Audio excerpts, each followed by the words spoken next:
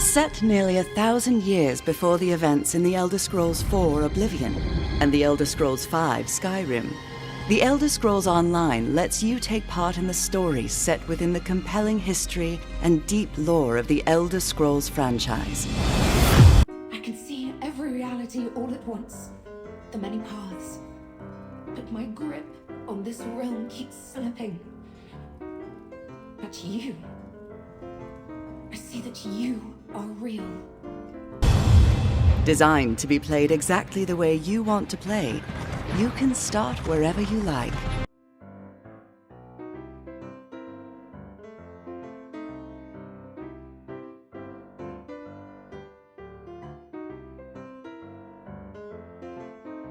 With no level restrictions and no subscription required, this massive world is yours to explore, alone or with friends.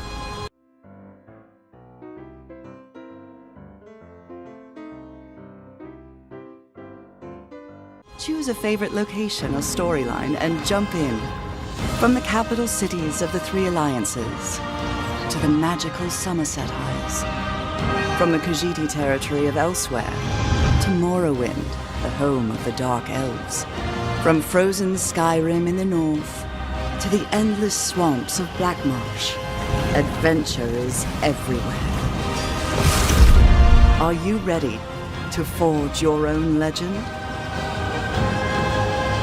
Hello everyone. Today's video is on the Elder Scrolls Online. It is a game that I hold very near and dear to my heart, as you can see on the screen right now. I played this game all throughout lockdown, but I ended up mostly quitting in 2021 after Blackwood came out. And at some point, I'm gonna talk about why that is. But even after that, I still kept logging into the game every now and again just to read the patch notes. Mainly out of habit, but also just because I guess I was looking for good news. All that is to say that to this day, I still really like this game. However, there is this perception out there that if you like something, you mostly have good things to say about it. Nonsense. And in this video, I shall prove exactly the opposite. Throughout several sections of this video, I shall be extremely critical of game design choices, plot lines, monetization, advertisement, and game design in general. I believe that all the negative factors that I will mention throughout this video contribute to this game becoming more unpalatable for many people. This, however, does not change the fact that I mostly still enjoy it. And throughout this video, I want to show you the good stuff that make me like this game, while still not shying away from the negative. And there is a lot of negative. Many of the things I will say throughout this video will probably upset some people. From interacting with the community of ESO, as well as with other MMO communities in general, I have noticed a phenomenon where people excuse way too many faults with the game, because of whatever reason. Some people spend too much time on it, other people love it too much to the point that they don't want to hear any criticism about it, and other people are engaged in the endless which MMO is better war. Instead of referring to those people as part of a toxic positivity community or ship consumers, which I found out the hard way are common terms in discussions like this, I instead choose to say, I get it. This game, on a surface level, is any Elder Scrolls / MMO enthusiast's wet dream. It has got so much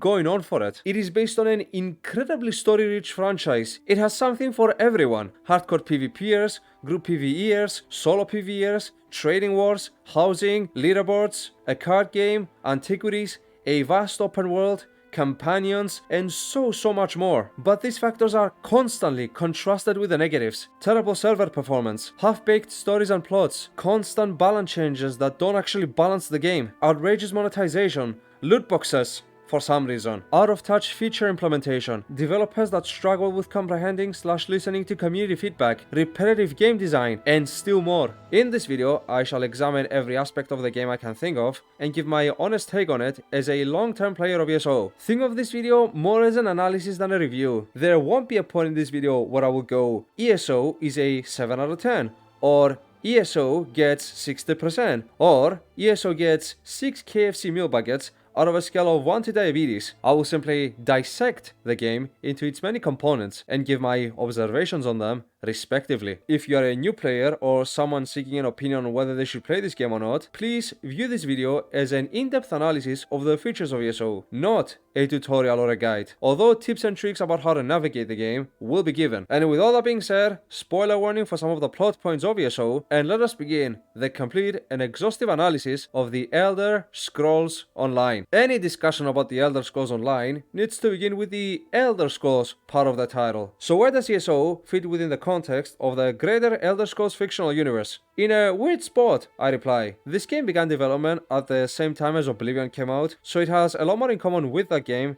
than with any other game in the franchise. All the stories that take place in ESO must take place from the year 582 of the second era up until the year 854 of the same era. A number of events prior to this period led Tamriel to being plunged into what is referred to as an interregnum, a period in between kingdoms. The last Cyrodiilic Empire, led by the Riemann dynasty, ended after the last emperor and his successors were assassinated by the Morag Tong, a group of elite assassins from Morrowind. They assassinated the emperor because he managed to defeat the armies of Morrowind and almost sign a peace treaty with Vivek, one of the living gods of Morrowind. The peace treaty mostly favored the Riemanns, and after their death, a group known as the Akaviri Potentae took over, who are basically a military advisory body as well as the Emperor's personal guard. They are also from Akavir, and at some point, they might have been snake people. But after the Emperor's death, they assumed control of the Empire, until their time too ended, again because the Morag Tong assassinated them. If I had a dime for every time a bunch of assassins ended up a dynasty and began an internal crisis, I would have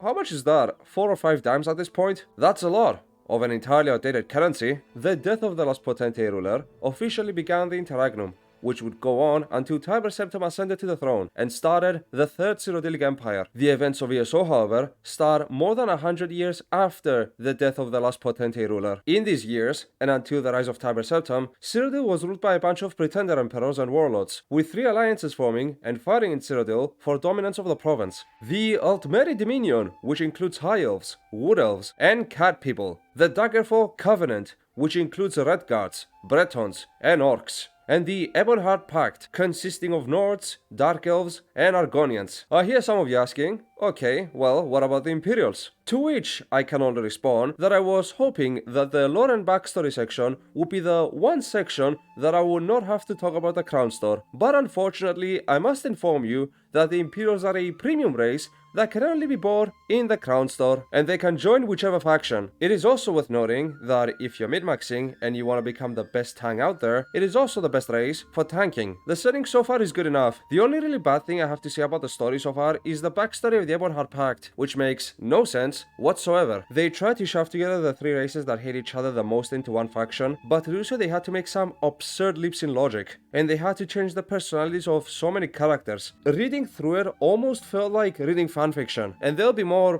bizarre ESO writing later. The story of ESO picks up shortly after an event known as the Plane Melt occurred. To cut a very long story short, there was a brief period of stability prior to the events of ESO when the Longhouse Emperors took control, but at one point, the last Longhouse Emperor allowed Daedra worship. In particular, they really liked Mehrunes Dagon, which everyone thought was stupid. When the Longhouse Emperors came to power, they made bargains with the Daedric princes to maintain their grip on Tamriel. As their power solidified, imperial influence began to sway Emperor Durkarak, the Black Drake. He believed that only devotion to Mehrunes Dagon could maintain his family's legacy.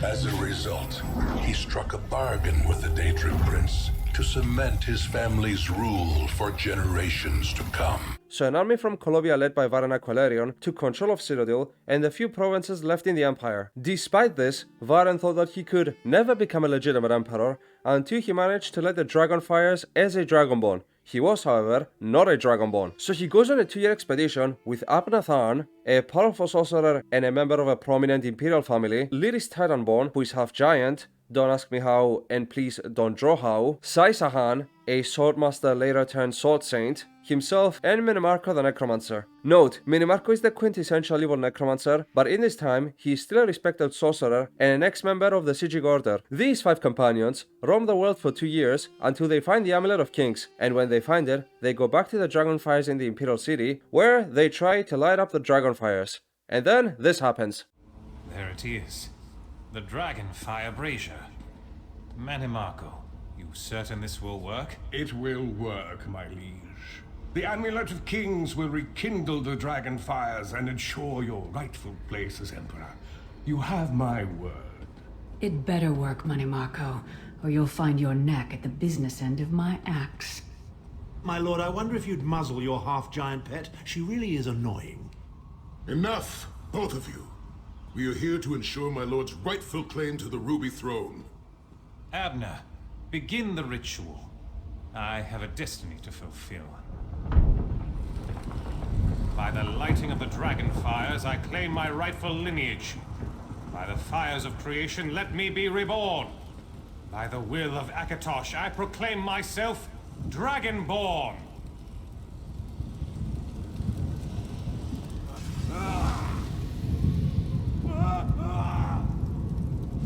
Baron Aquilarius, you are no heir to Alessia. You will pay for your sacrilege. The veil between Tamriel and Oblivion tears and splits asunder. What's happening? The sky's opening up. This is bad. This is very bad. Ah! This isn't supposed to happen. What's the meaning of this? Manimarco, what have you done? Gullible fools! The veil between Oblivion and this world has been torn. My master, Moloch Baal, is free to claim Tamriel for his own. Akatosh, forgive me! Have mercy on our souls!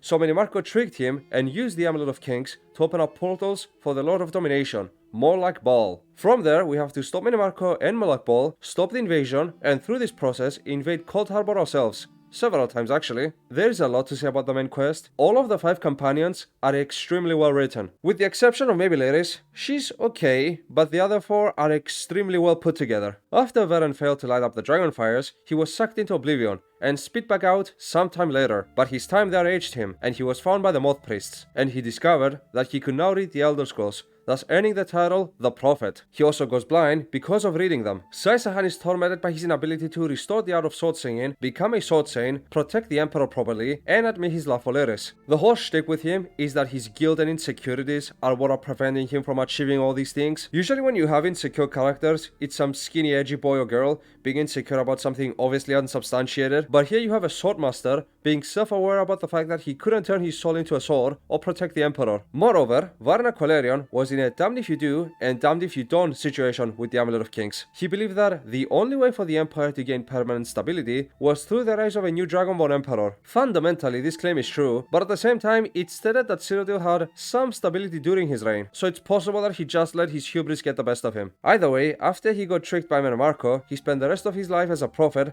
trying to fix his mistake after he died at the end of the main quest. Technically, you can choose who to kill between him, Saisahan, and Laeris, but I'm pretty sure that this is the canonical death, since it makes the most sense to me, and also because the other members show up in other DLC as well. Abnathan is one of my top 3 favorite characters in this game. Number 1 is Sothasil, number 2 is Abnathan, and number 3 is Divathir, if you were curious. Which is to say that, like the other 2 characters on this list, he could warrant an entire video by himself. His fundamental ethos, if you will, is that he wants to maintain stability for the people of Cyrodiil, end the 3 Banners War, and restore the Empire in some shape or form. Unfortunately for him, that's easier said than done, so he ends up aligning with Manimarco, who is the guy responsible for all this, lie all throughout the main quest to escape Cold Harbor, which is more like Baal's realm of Oblivion, and he also lies about knowing the location of the Amulet of Kings. In the Elsewhere chapter, he also tries to find a weapon of sorts to stop the war and the Warlord Parade in Cyrodiil, which, as it turns out, the weapon was just a bunch of dragons that would go on to terrorize Elsewhere. He acts very smug and he should be by all means a bad guy, but he genuinely cares about Tamriel, Cyrodiil, and the people.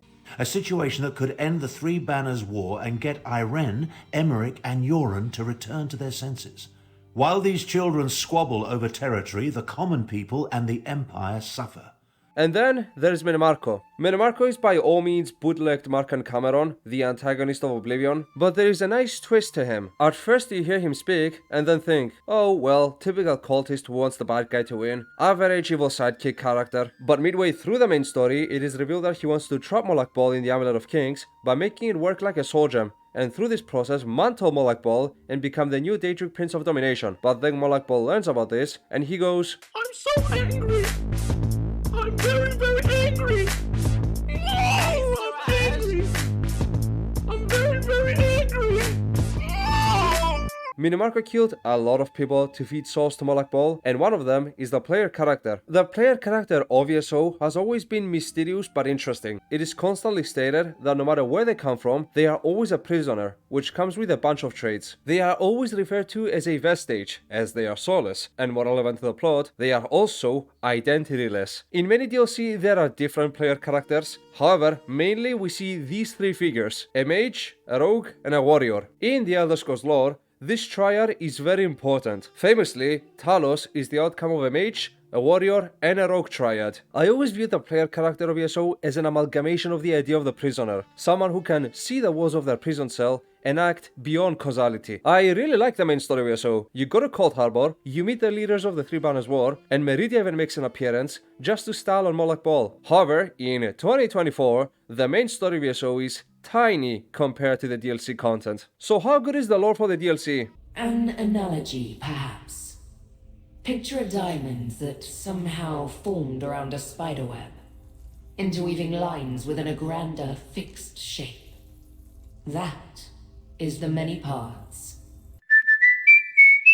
Well, it is a mixed bag to be sure. See, ESO is constantly being developed and updated with new quests, locations, and books, which is a blessing and a curse. Lately, however, it seems to be mostly a curse. In single-player titles like Redguard or Morrowind, you know who mainly came up with a story for those games. With ESO, it's a lot of constantly changing people, leading to a lot of mixed feelings. On one hand, you've got stories like Markmire, Elsewhere, and Clockwork City that can easily rival stories like Morrowind's, and on the other hand, you've got whatever Athelia was supposed to be, and whatever High Owl turned out to be. Yet none of those stories even come close to the absolute worst story chapter in the entire game: Blackwood. Okay, after thinking about it a bit more, there are a lot of stories that are easily worse than Blackwood's. However, Blackwood is still garbage. There are a few overarching arguments I want to make about ESO, and I don't want to throw them out right now because I want to show you more before I can properly explain them and back them up. But before we move on, I want to state why I believe that so many stories in ESO come out as half-baked. So in High Isle, we are shown again and again cinematics of this guy called the Ascended Lord.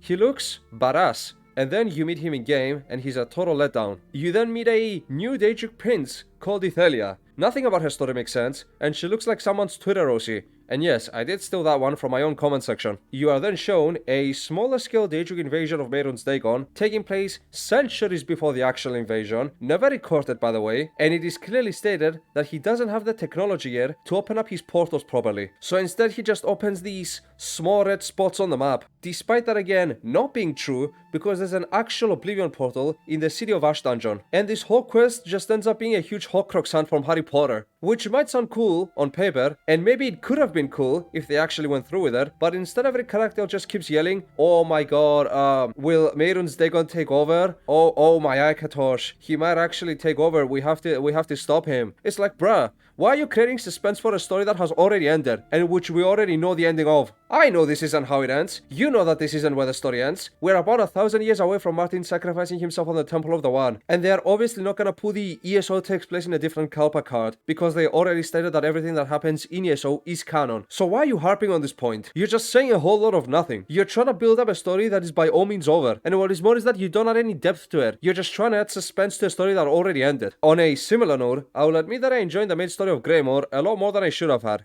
It was fun, dare I say, theme-wise at least. Blackreach looked beautiful, but believe it or not, the chapters, I found out, are not where the truly delicious lore is at. Trust me when I tell you, the Quarter 4 Zone DLCs are always, most definitely, what's up. Clockwork City, banger. Markmire, lizard banger. Southern Elsewhere, fairy banger. Markath, worst update I have ever played through on a technical level, but story-wise, it was amazing. So why are these stories contrasted with one another so much? Well, I believe that the full answer to this question might be an equation that looks like this. Limited time plus bad questing structure minus any kind of regard for the franchise's existing lore equals bad storytelling. In addition, the dungeons in ESO are also great sources of lore, but I think that, yet again, I'm getting ahead of myself. I understand that the talk about DLCs and chapters and Quarter 4 DLCs and dungeon DLCs has probably thrown a few people off, so I will explain the development process of ESO, and on the way we'll also touch on the monetization of the game, as those two apparently go hand in hand. And we're also gonna have to talk about the crown store eventually.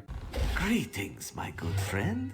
So ESO has a main game which you have to buy for about 20 bucks, but you can easily find it as low as 10 or 5 bucks depending on the discount. This is referred to as the base game. It includes the main locations of the 3 major factions, the Imperial City DLC and Varenfell. From there are 2 paths one can take. You can buy the subscription known as ESO Plus, which will cost you about 13 instant local currency a month, and if you want the full experience, you have to buy the latest chapter as well, which on launch costs around 40 instant local currency. This way you have access to absolutely everything the game has to offer, Except the things that are found in the crown store. Either that, or you can buy any DLCs and chapters you want to buy from the crown store with crowns. Chapters are massive DLCs that are released usually every early summer. They come with new systems, new world events, and new locations. They are not to be confused with a simple zone DLC. Zone DLC are basically the same as chapters, but way smaller. Dungeon DLC come out once or twice a year, and they provide 2 dungeons per DLC. Everything I just mentioned, minus the latest chapter, comes with ESO Plus. None of this, however, comes with the base game, and it has to be bought separately. Note, if you are at all like me, you probably hate subscription models. To you, my fellow World of Warcraft PTSD patients, I can safely recommend a bundle deal. You can get all the chapters and the systems that come along with them for about 60 instant local currency. And then you can pick and match other DLCs as you see fit, or you can just let go of your PTSD and just go the ESO Plus route from there. ESO Plus provides not only the DLCs and chapters I just mentioned, but it also provides 1,650 crowns to spend on the crown store every month, doubled banking space,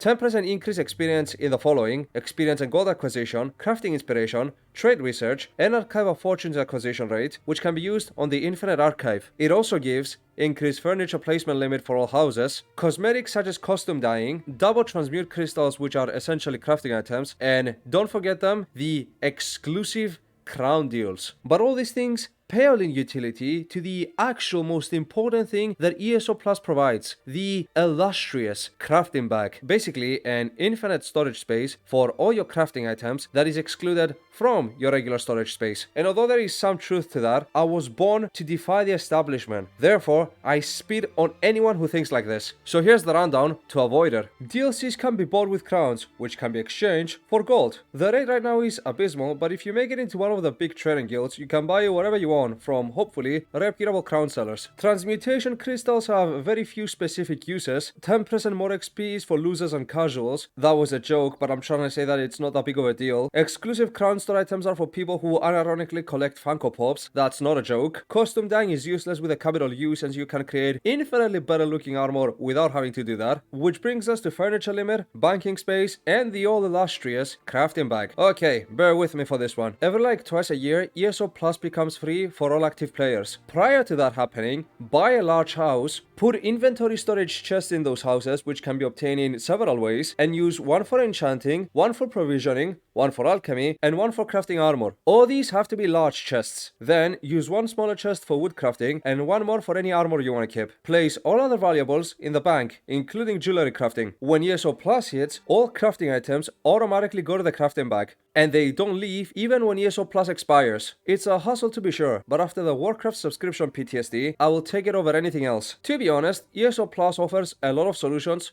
to problems ESO created, so you can solve them by paying. Mom help, the crown store keeps coming up. Okay, I'm gonna be honest, I was planning to cover the crown store somewhere near the middle of the analysis, not this early on, but as I am pitching every single section in my head, it keeps coming up, so I shall acknowledge it now. Will it make it go away?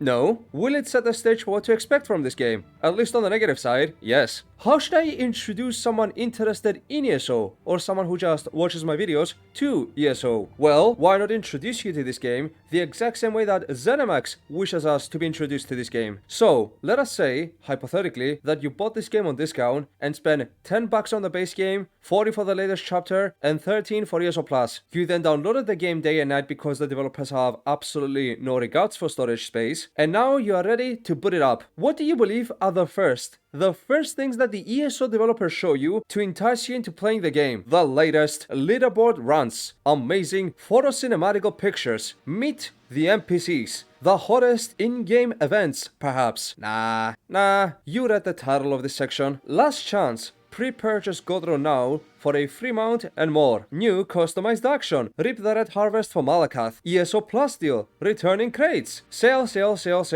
Oh, come on, just buy something already. You might be thinking, Kotho, you might be gaslighting me. What if there was absolutely nothing relevant to put on there? And this is where I respond to you by telling you that this was the page on the day that Gold Road launched. You had nothing better to put there, huh? Nothing at all? No trials, scribing, maybe Ithelia's lazy eye? You just had to go for this. Then, when you open the game, it's the exact same story. If I had to describe the Crown Store in only one word, it would definitely be intrusive. It is absolutely everywhere. Back to the hypothetical I gave earlier. Assume for me, two people. They have both spent 63 instant local currency to get the base game, ESO Plus, and the latest chapter. From that point onward, let us assume that one player has an infinite amount of money to spend on crowns, and the other player has absolutely no willingness to spend any amount of money for crowns. Player 1 can, on day 1, right after logging into the game, buy a mount, max it out, which allows him to have extra inventory space and travel the world faster, become a vampire or werewolf at will, buy more inventory space or pets that increase inventory space, buy a portable banker and merchant which solves inventory management forever, buy a house and fully decorate it, buy costumes, buy customized animations, buy weapon outfits for their character, buy entire skill lines and skill points if this isn't their first character, instantly complete all research for crafting, which without paying any money costs about a year, and while at it, buy a few loot boxes. I think that everyone who is prone to becoming defensive when someone criticizes ESO have the following response when it comes to the Crown Crate and Crown Store Fiesta. If you don't like it, don't buy it and simply ignore it. To that argument, I have a few statements to say. First of all, the developer is actively and willingly doing anything in their power to shove it down our throats. In ways outrageous sometimes, might I add. There are quest starters in the Crown Store of all places, cited as free.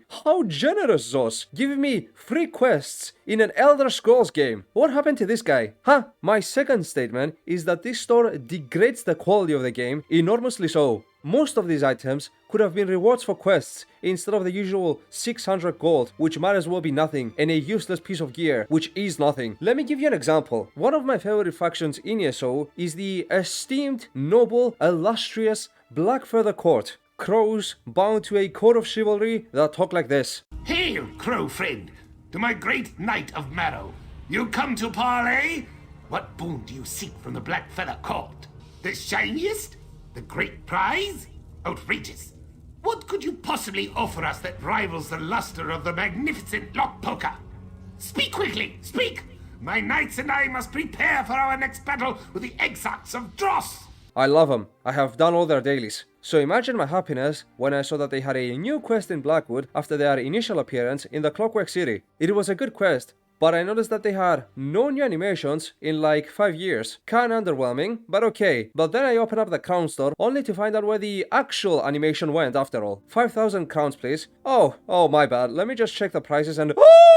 Are you aware that we're in a cost of living crisis? The prices for some of this stuff is insane, by the way. A house for the price of 5 AAA games on Steam Summer Sale. The following might be a bit of a controversial take, but I genuinely believe it's the truth. If you honestly think that the developer honestly needs to put hella expensive items in the Crown Store and not in their own quests, and that thoughts such as having them as rewards for quests make me or any other player entitled, then I'm sorry to tell you, but that's only because you've been conditioned to believe so. The Crown Store cosmetics and life quality improvements are natural products of there being not enough cosmetics and life quality improvements in-game. The developers create hoops and leaps to get through just to give you the instantaneous solution provided in the Crown Store. It's not a solution to a problem, it's the reason why the problem exists in the first place. How is that not terrible for the game? Obviously they're hoping to strike a whale who would throw their wallet on the screen because they have no impulse control, but I must admit that I I do have my own personal beef with the crown store as well. Okay, bear with me for the following line of thought. The crown store does not only degrade ESO gameplay wise, it also degrades it immersion wise. And it also degrades the lore of the game. Outrageous. They do this weird thing where they try to add small lore notes to pay pig mounts, which make no sense, obviously mean nothing, and if I were to take this description seriously, I would sooner have another mental breakdown, and I'm not even in the Black Owl costume yet. Just read some of this stuff. Scorch Paw. This molten mound radiates heat and reeks of brimstone. Some Dark Elves swear that it emerged from the heart of the Red Mountain itself. Those who seek such a blasphemous deed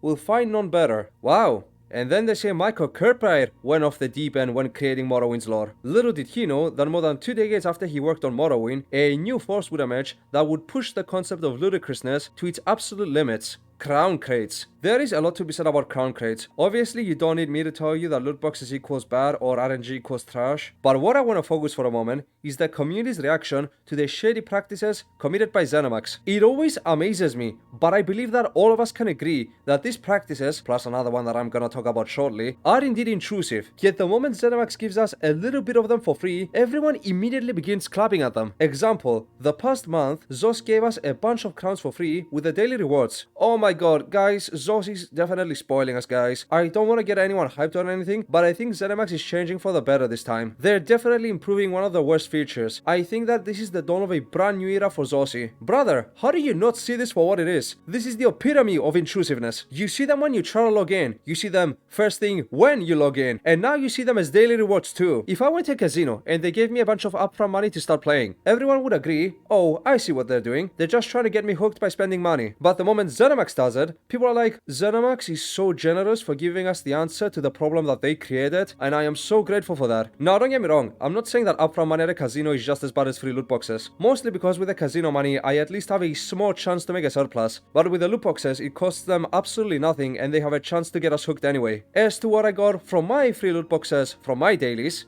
I didn't open them. ZeniMax, with love and sincerity, and in a rare moment where I will allow myself to be a bit toxic, shove those loot boxes up your— How could you do this to me? Which brings me to my final point about the crown store. And believe it or not, after all I just said, I think that this is by far the worst thing and the biggest sin of the crown store. It severely alienates outsiders to the game, hinders the growth of the game, and throws off potential new players. I cannot tell you how many people I tried to introduce to this game, only for them to open up the crown store and immediately be thrown off by it. So many people disregard this game based off of this one place alone, and it is such a shame because it is indefensible, truly, and seasoned players might be able to overlook it, but when new players look at it, and ZeniMax makes a damn good job at making sure that players do look at it, they just think to themselves, they're just trying to squeeze me for my money. And they are. This isn't 2014 anymore. People know scammy in-game practices when they see them. And this is especially true for newer people who aren't willing to put up with it. Speaking about scammy practices, I shall close this crown store section with what I believe to be the worst feature ever to be implemented in any game ever. Does this come out as a result of my own bias?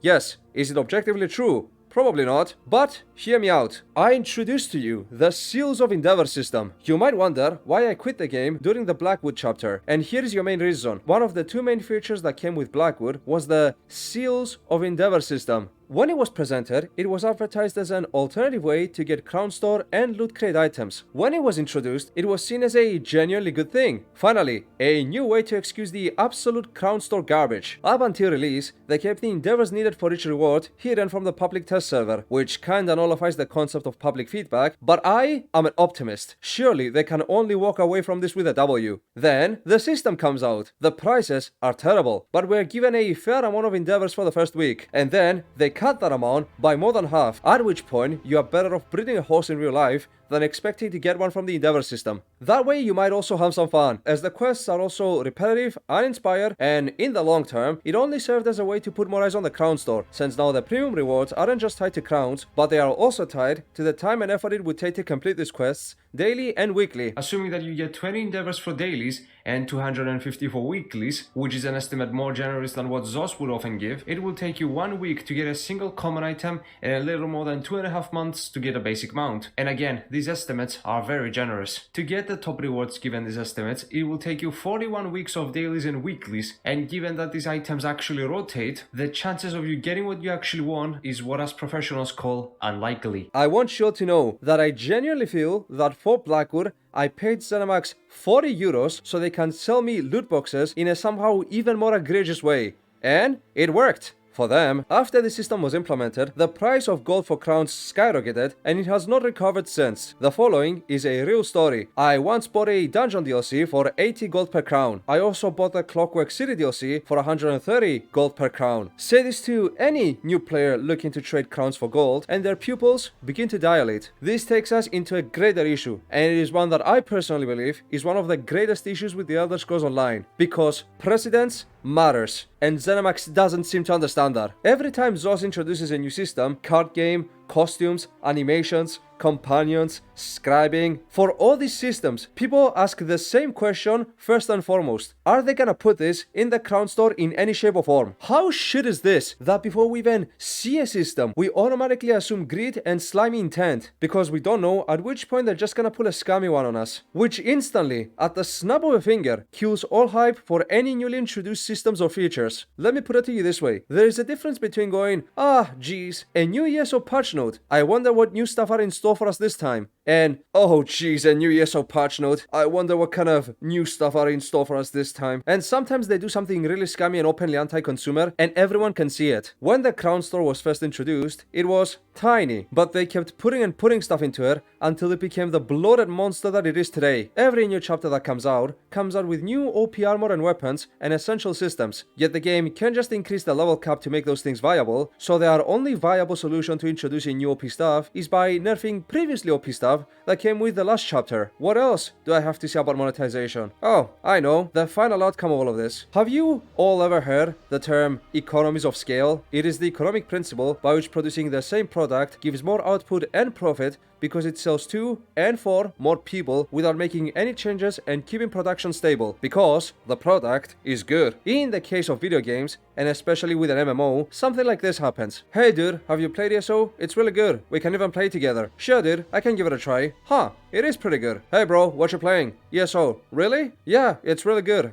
Well, I guess I can give it a try. We can even play together. Without doing anything but having a recommendable product, you can just expand your revenue. Something like this happened with Final Fantasy some years ago, and with WoW a lot of years ago. Because of all these factors, and some others which I'm gonna mention, ESO is not recommendable, and thus it does not grow. Thus, the developers have to find different ways to make money. Insert the crown store. There is a poetic tragedy in ZeniMax creating a store to solve problems they created, which in turn creates more problems for them and their bottom line, which they then seek to remedy by enforcing the crown store even more. And I will end this section about monetization by providing you with one of my own examples. Shortly after Blackwood came out, 6 real God-fearing people came up to me and told me, you have a bunch of hours in this game, do you recommend it? To which I responded, no, and here's a bunch of reasons, which convinced them, and they never touched the game since. When people look for genuine opinions about whether they should spend hundreds of hours in a game or not, they're not gonna ask Billy, who plays this game for half an hour each day and calls it his main game at work, although he's never read a patch note in his entire life, or someone who played it for like 20 hours and they think that they know everything about the game. They will ask the guild leader or the moron with 2,000 plus hours in this game to tell them an honest opinion. If you keep alienating the people that read your patch notes, volunteer to play and test the game on the public test server, and instead you try to squeeze as much of their pocket money as you possibly can, you get people not recommending your game and there being lesser newer players because of it. As a final question for this section, is ESO pay to win? Well, we have seen a lot of the paying, but to answer this question accurately, we have to define winning, and everyone defines winning in their own terms. Do you define winning as owning every collectible in the game and looking as sick as possible? If you are one of those people, stay as far away from this game as humanly possible. Do you define winning as having the sickest, coolest looking house? Well then, I highly recommend that you don't touch this game. Do you define winning as accelerating in PvP or PvE activities? This game isn't pay to win on any of those departments. Do you aspire to become a master trader? Well, there's nothing pay to win here. Do you want to become emperor? Complete a veteran trial, or maybe play a card game in the interest of climbing a ladder, which no one ever sees. Those areas are not pay to win. Oh, also crafting. Crafting is so paid for convenience that I would argue that it's mostly pay to win. Alright. We got the really bad stuff out of the way.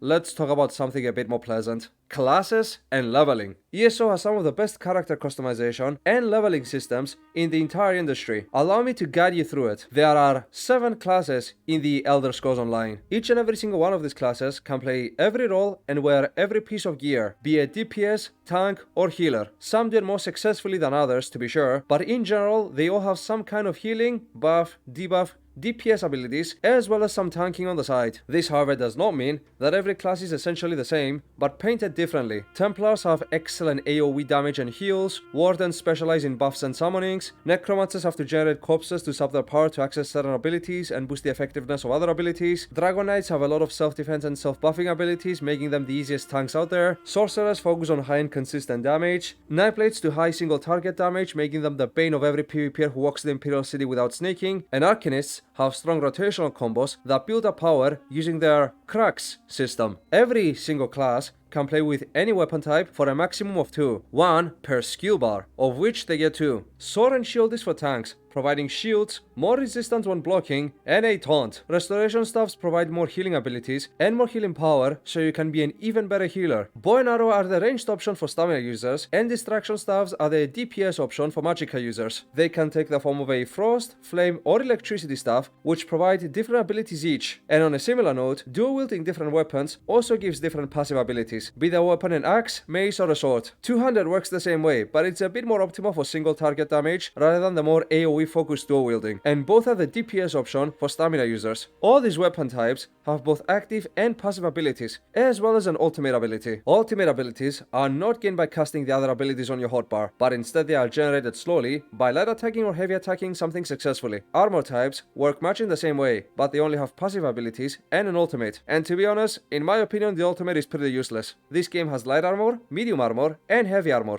I would say something like light armor is for mages, heavy armor is for tanks, and medium armor is for rogues, but I have seen some pretty weird combos in this game, due to the fact that armor sets cap their buffs at 5 pieces, and we have 7 pieces available for armor, minus jewelry slots. So although what I just said is kinda true, there is a lot of wiggle room for cooking. Then we have the racial and Mundus Stones buffs. They work exactly like they did in Skyrim. Pick up a race and you get the race's buffs. Touch the stone and you get a buff. You can only have 1 buff active at a time. And with all this, we're not even done here. As you explore the world, you will unlock other skill trees. These are Excavation and Scrying, which you will use to access the Antiquities system. Legerdemain is used to become a better thief. Soul Magic, which you get after completing the first quest of the main questline, and grants you new soul-based magic abilities, which are essentially debuffs and damage over time effects. And then you also have the werewolf or vampire skills and passives if you choose to go down that route. You become a werewolf or vampire by having another person infect you under a vampire or werewolf shrine, and then completing a small introductory quest. Then there are the Alliance abilities. They are supposedly the more PvP oriented abilities, but stuff like Vigor and Charging Maneuver are always useful, so view them more as the general good stuff abilities. And finally, we have the abilities provided by the guilds. The Dark Brotherhood gives a bunch of passive abilities that allows you to kill NPCs more easily and use stealth to your advantage even better. The Fighters Guild provides mostly stamina focused damage abilities, but it also has some general good stuff in the passive skill section, like notably Intimidation. The Mages Guild is the exact same thing but for magicka users, and instead of giving Intimidation, they give Persuasion. You can use either one of these in certain areas to bypass some parts of the questing and make your life just a bit easier. Sieging abilities are a bunch of good stuff for every playstyle. The Thieves Guild provides abilities that make you a better thief, and the Undaunted in general provides PvE related abilities such as heals and shields, and of course a ranged taunt. Leveling in this game has 2 different kinds of levels. Base levels, which max out at 50, and after that you have champion point levels, which cap at 3600. Reaching level 50 should take you like 2 to 3 weeks depending on how much you play, maybe even a month, but making it to CP 3600 is A, incredibly difficult, and B, kinda useless. So after level 50 you gain access to the champion point skill tree. These are designed after the constellations, so of course they would be referred to as craft, fitness, warfare. Zenimax, what happened to the rogue mage warrior motif here? Why did they rename the constellations out of nowhere? Gosh, Cyrus, everyone knows the 3 guardians each protect 3 charges in their own circle of heaven. Didn't you learn the rhyme? Strong warrior charges, wise mage orders, clever thief watches. That does sound familiar. Anyway, these work like the skills from earlier. There are both passive and active ones. You can spend the champion points and learn the passive ones and they remain on you like permanent buffs, and you can spend champion points on the active ones, which you will have to rotate since you can only have 4 of them active at a time. Now let's talk about gear sets. So, different dungeons, world locations, crafting stations, and rewards grant different gear pieces that grant unique playstyle altering buffs. You can mix and match between them to make your own unique playstyle, and you can upgrade them via the crafting system. Between all of this, one thing is for certain: leveling and character customization in this game is on a whole nother level. Unless you copy someone else's character word for word, there is no chance you and any other character in this game will be even remotely the same. It is definitely one of the strongest aspects of this game, not to mention that cooking new builds is a lot of fun. Is there always gonna be an objectively better meta? Yes. Does it really matter? No, not that much. You can have fun with a lot of builds and get away with it. Stamina sorcerers, mage dragon knights, bomb blades, they are all perfectly viable builds. They are not gonna make you emperor easily, but at least it's not Oak Soul meta. Ha! Just kidding, Oak Soul PvPing was out of this world. But when all this is said and done, what are we actually building for? What is the combat like in ESO? Second to the crown store, the combat is the other thing that outsiders looking into ESO said as the reason they don't want to approach the game. It's so weird. It's perfect on paper, and it just doesn't work for me as a long-term game. It was really fun. Like, I honestly think it's the combat that really does change it. And the reason is very simple. ESO's entire combat system works on a single principle: animation cancelling. As you will see the footage on screen right now, you will see a lot of numbers popping out of nowhere and animations being cancelled all over the place. In any combat system, animations are basically what makes the game look pretty and gives it a sense of flow. But people who don't cancel animations in ESO are always gonna be weaker to those who do cancel them. Not to mention that a lot of animations in ESO's combat system are used again and again ad nauseum, which makes it look very repetitive.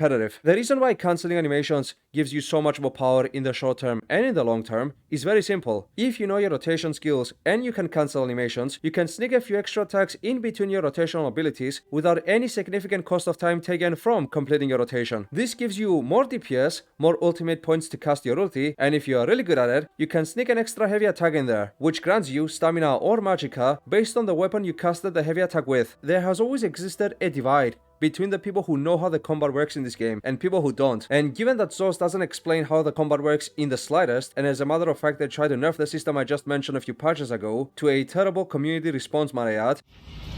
It's a shit patch. I have no idea what to give for feedback, other than don't ever fucking do this again. Don't ever do this again. If you do this again, like you're gonna kill your fucking game. That's what I'm gonna say. It's so bad. It's so fucking bad. I don't know what to say. I'm looking at my fucking numbers here. I'm just like, bro, how the fuck did I go from what, like 180 or 100, what, let's say 165k overall to 113k overall? Are you fucking shitting me? with more dots, with more ground dots, with more AoEs, and I'm just like, what? There's just so much shit that they could have been. I don't know, man. I'm so fucking like pissed off. I'm not. Listen, I'm not.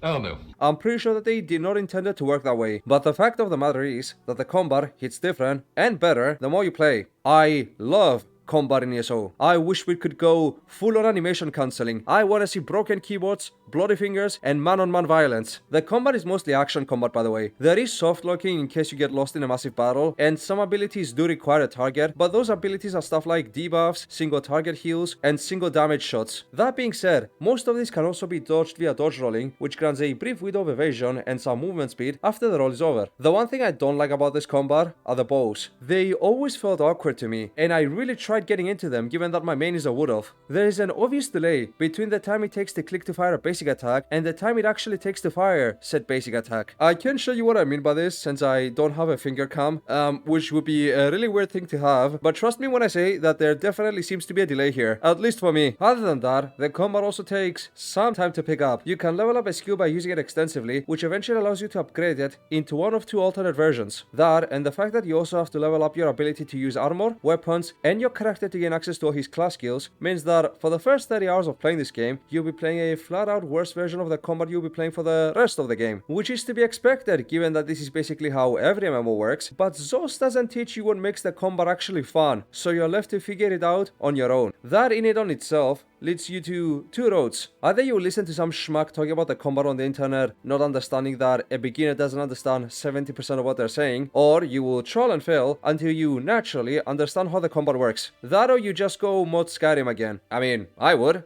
Out of these three options, I got the second one and the third one in sequence. Okay, so you geared up, you leveled up, you made your own character, you vomited at the side of the crown store, and you are ready to experience ESO for reals lol. What content does ESO provide? Starting with the most obvious, the zones. Zones in ESO are chunks of the map that offer content that are separated from each other via loading screens. The content among them is fairly similar, with the notable exception of the Imperial City and Citadel, which will be discussed in their own section. The content present in these zones are the main quest, delves, points of interest, striking locations, public dungeons, world events, and world bosses. The main quest is exactly that. It is the story of the area, which takes place in a bunch of different locations within the area and tells you what is happening to said area at this given time. They give skill points sometimes, and that is the only worthwhile reward they ever give. Some give you cosmetics, and by some I mean like 1%. The rest just give you a minuscule amount of gold and a useless piece of gear. And of the things that are given to us, you can usually find a better version of them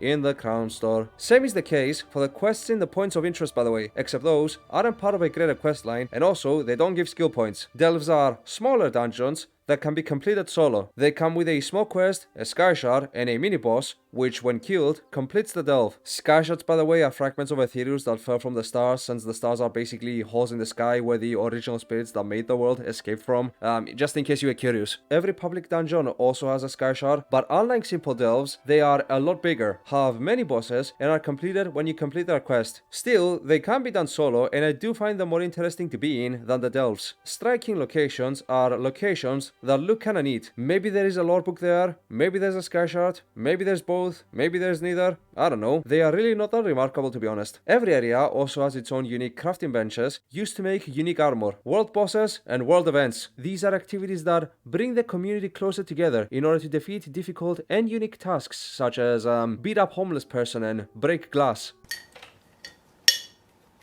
All world events are honestly pretty fun, except horror storms in Skyrim though. I never really liked those. They all drop unique loot, most of them can be soloed if you're skilled enough, and it's always fun to be passing through an area only to see 10 people trying to kill a dragon and then go, you son of a bitch, I'm in. Same is the case with world bosses. Most of them can be solo too, but it's always a lot easier with a buddy or two. Also, they're all tied to some kind of different daily quest that can be shared between players. So it's always really fun to just ask people in zone chat if they want to join you on a quest and maybe get some free loot out of it. Or you could even join someone else's quest yourself. Overall, I believe that these are all the good things I can say about the zones. Now, for the bad. As I already mentioned several times, the stories in these zones are a huge mixed bag. Straight up, the gameplay of the main quest, and a lot of the side quests as well, are delivered really badly most of the time. I have already talked about why I believe that is, but I want to reiterate my points and maybe add some new ones along the way. All the quests are one huge bag of go there, kill that thing, speak to that guy, or touch something, or listen to some kind of slow dialogue in order to progress the quest. It's bland, nothing really fun happens, there is no difficulty, and the rewards are what we in the science community would like to refer to as pee-pee poo-poo. A lot of it is also just pantering for time. Realistically, you can delete like half the dialogue from these quests without any real loss to the plot. The people also talk very slowly, which is extremely annoying. No power. A path where Daedra and Magicka do not exist. It would need to be a place where my Daedric power held no sway and could gain no foothold. I feel the tendrils of my discarded power searching, reaching toward me. We must hurry, mortal.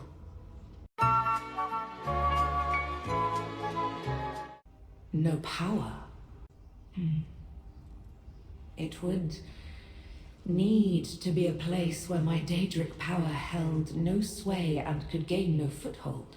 We must hurry, mortal.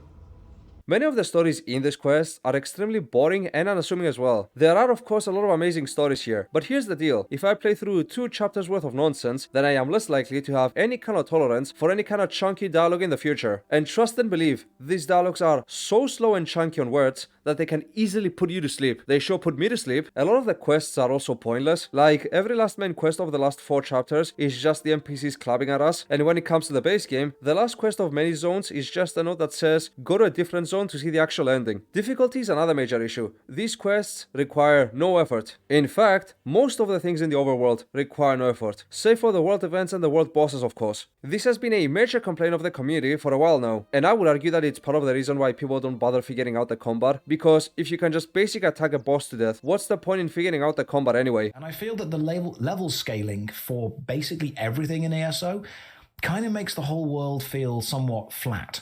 I like the experience when I'm playing an RPG and I find an enemy that I can't kill because they're super high level, or I find stuff that I can grind. Since we're on the topic of criticizing the questing, I want to state another problem that I have with it. A lot of the visuals in ESO are obviously outdated, but a lot of it also just comes down to carelessness. In many quests, you are shown important characters of this franchise, characters that were only found in books before ESO, and I get the feeling that they aren't giving these figures the respect they deserve in order to be taken seriously and appreciated by newcomers into the franchise. Examples: Frander Hunting, Sword Saint, arguably the most powerful warrior of old Yokuda, legendary hunting, and founder of modern Hammerfell, looks like this. He looks like something I would make if I hit the randomized option on the character customization menu and the race Redguard was selected. He's a Sword Saint, couldn't you give him at least a unique sword? He wears completely different clothes in his own statue. Same is the case with Veloth, the founder of Morrowind, and even Ysgramor. Ysgramor, how could you butcher Ysgramor? Give him his heart from the statues in Skyrim, give him his cape, give him something to tell the new players that this is someone important, and people who already know who he is, that maybe they shouldn't be sleeping on the keyboard because someone cool showed up. Honestly, now that I'm saying it out loud, maybe they shouldn't give him something important, because the moment they do, that thing is inevitably gonna find its way to the crown store. Ain't that a joke? And yet, these boring, unassuming stories are compared and contrasted with something like Clockwork City, Somerset Isle, and elsewhere. This is the most profound story contrast of any story quality of any game I have ever played. Sometimes I play some stories in this game and I think to myself,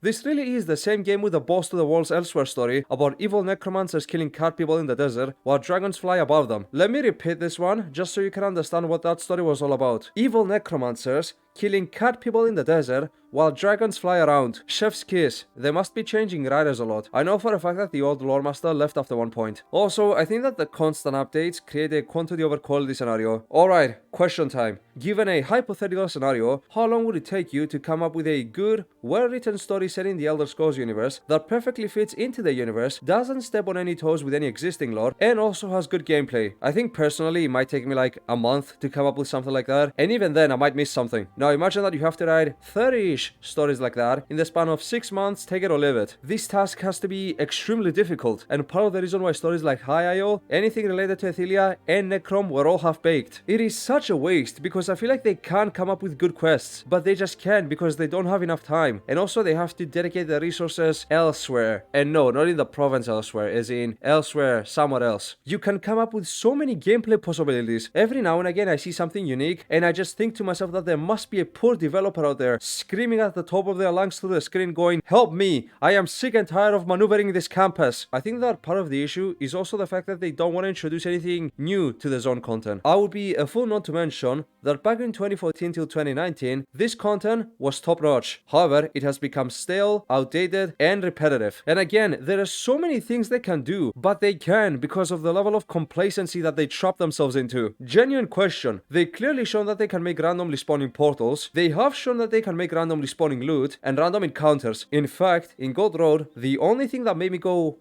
this is pretty interesting, story-wise, was one of those random encounters. I don't want to bother you. I'm looking to get away from the war in Cyrodiil, but don't know where to go. At Coral, it was horrible. Rifts and fissures opened up in the earth, the town in flames, my unit destroyed. I'm no coward, but you can only fail people so many times before you have to choose between fleeing and embracing the madness. I fled. No, I'm all right. I mean, I'm not, but it's better for both of us if you just moved on. I deserted my post in Cyrodiil. I'm on the run. You could get in trouble for speaking to me. That's why I'm out here. I've got nowhere to go. The Legion watches the city for deserters, and they consider anyone who fights on the side of one of the alliances to be a traitor and a criminal. I dare not even go back to my family. I'm not sure. I need to leave these lands. Maybe board a ship in Anvil and go somewhere where I won't be recognized. But we shouldn't discuss this. The less you know about my plans, the better off you'll be. Wow, that is delicious. Finally. Some good fucking food. Want to make a chapter in which the zone content is those mechanics. On the other hand, you have something like Craglon, which is the only area in the game designed with any kind of difficulty in mind, which is why PvEers love it so much, and the reason why I too love it so much. But at this point, anything that is different on the realm of zone content is gonna be a W for this game. Okay, speaking of W's this game has, let's talk about an ESO feature that mainly affects the zones and is genuinely good: Antiquities. Antiquities are special rewards obtained by finding a lead for a treasure, analyzing the lead via the scrying system, finding the location of the treasure, and excavating it successfully. It looks and plays great. All the systems here make sense, and after you find the artifact, it also rewards you with a little bit of an immersive lore of an archaeologist going, the fuck am I looking at? The higher quality an item is, the harder it is to both be excavated and located. From the system, you can earn game-changing gear, decorations, a mount, gold, and crafting materials. If you're really good, you can also excavate smaller items that are buried together with the artifact you're after. The more you do it, the higher your level becomes. The higher your level becomes, the easier it becomes for you to both scry and excavate something. It is such a beautiful, organic system. You go on a delve to get a sky shard, you kill a boss, and you find a lead. You then scry and excavate for the item, only to find another lead, which, combined with the lead you found, requires even more leads to get an even greater reward. So you end up going on a small expedition hunt because you wanted to level up cooking. My name is Chef. Also, because the leads for scrying drop at random sometimes, they can be a rather pleasant surprise. They show where for me, some items require like a dozen leads to be completed. When I play ESO on my free time, it's definitely on my top 5 things to do. Also, and I don't know how else to say this, excavating something sounds good.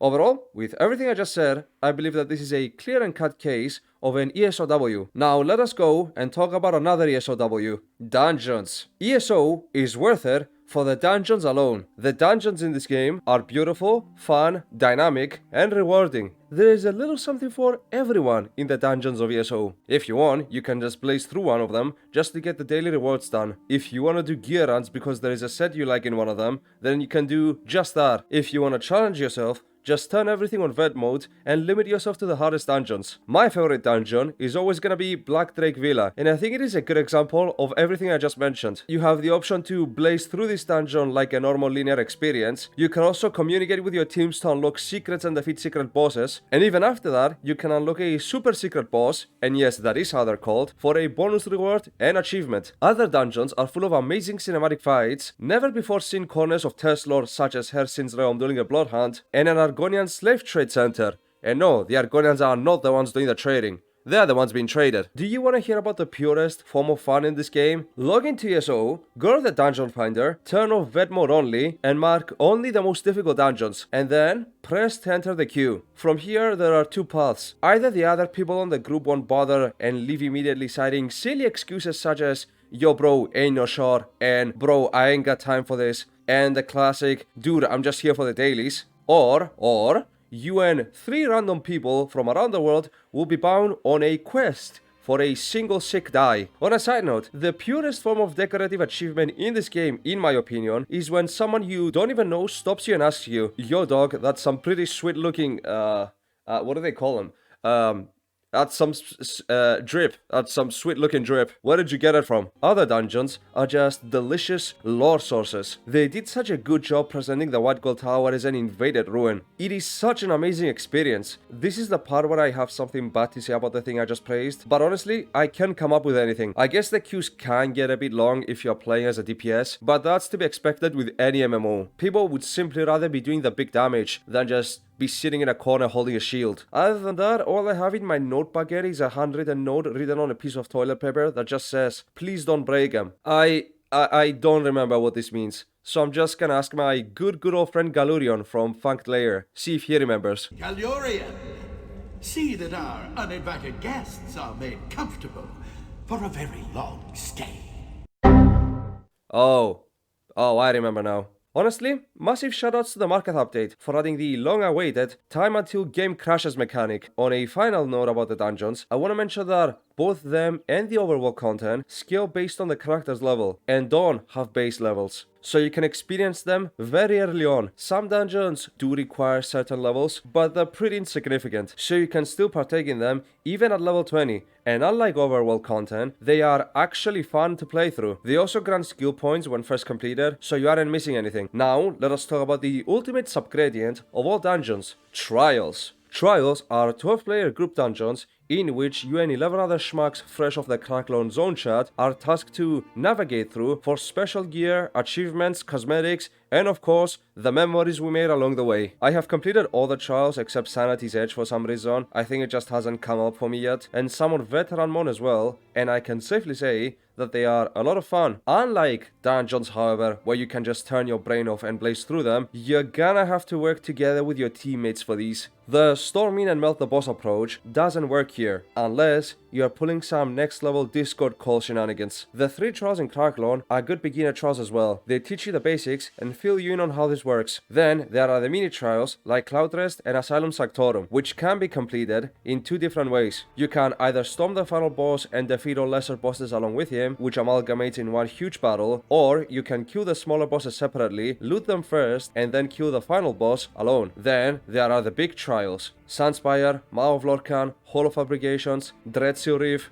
all of them absolute bangers. There is a lot of hype going into these, especially when you're completing them on the harder difficulties. As a main tank, I often feel the need to start the groups for these and let others join in, which means that I have to try double hard because I don't want to be the one wasting people's time. Don't get me wrong, I still end up wasting people's time, but that's all part and parcel. To be expected even, when you're trying to find a group for a trial from the Cracklone Zone chat. I cannot for the life of me believe that the same people that came up with the Zamaja +3 boss fight or the Arcane Node run are the same people who keep plastering the same boss on every main story quest, but with a different coat of paint. Trials are also a great way to meet new people. They are also really flexible on the domain of difficulty. You can do something really easy, like just finding a normal group and just blaze through a trial in 30 minutes, or you can spend 4 to 5 hours of your life on an epic quest to become the Godslayer of Elsewhere, in the most stylish, effective, and swag way imaginable. I guess it can be a bit difficult for some people to get into trials, since most leaders have requirements for entry. I personally require CP 160, which is on the lower side, as some people want you to show achievements, DPS checks, and to know the mechanics. It's like, bro, chill, we're running Maw of Lord Kaj at 3 AM, it's gonna be fine. We can get wiped a few times, what's the worst thing that could happen? Lose some sleep? We're far past that point now. Okay, I have praised this game long enough. This isn't my style. Let me get into something a little bit more spicy. The card game. It is hard for me to talk about the ESO card game, Tales of Tribute, without mentioning some interesting context behind it. That includes players from around the globe. ESO is played in over 240 different countries with thousands of communities throughout the world. So just going back to this map, I'm going to draw a circle around everywhere that has over 300 ping. So that's Australia.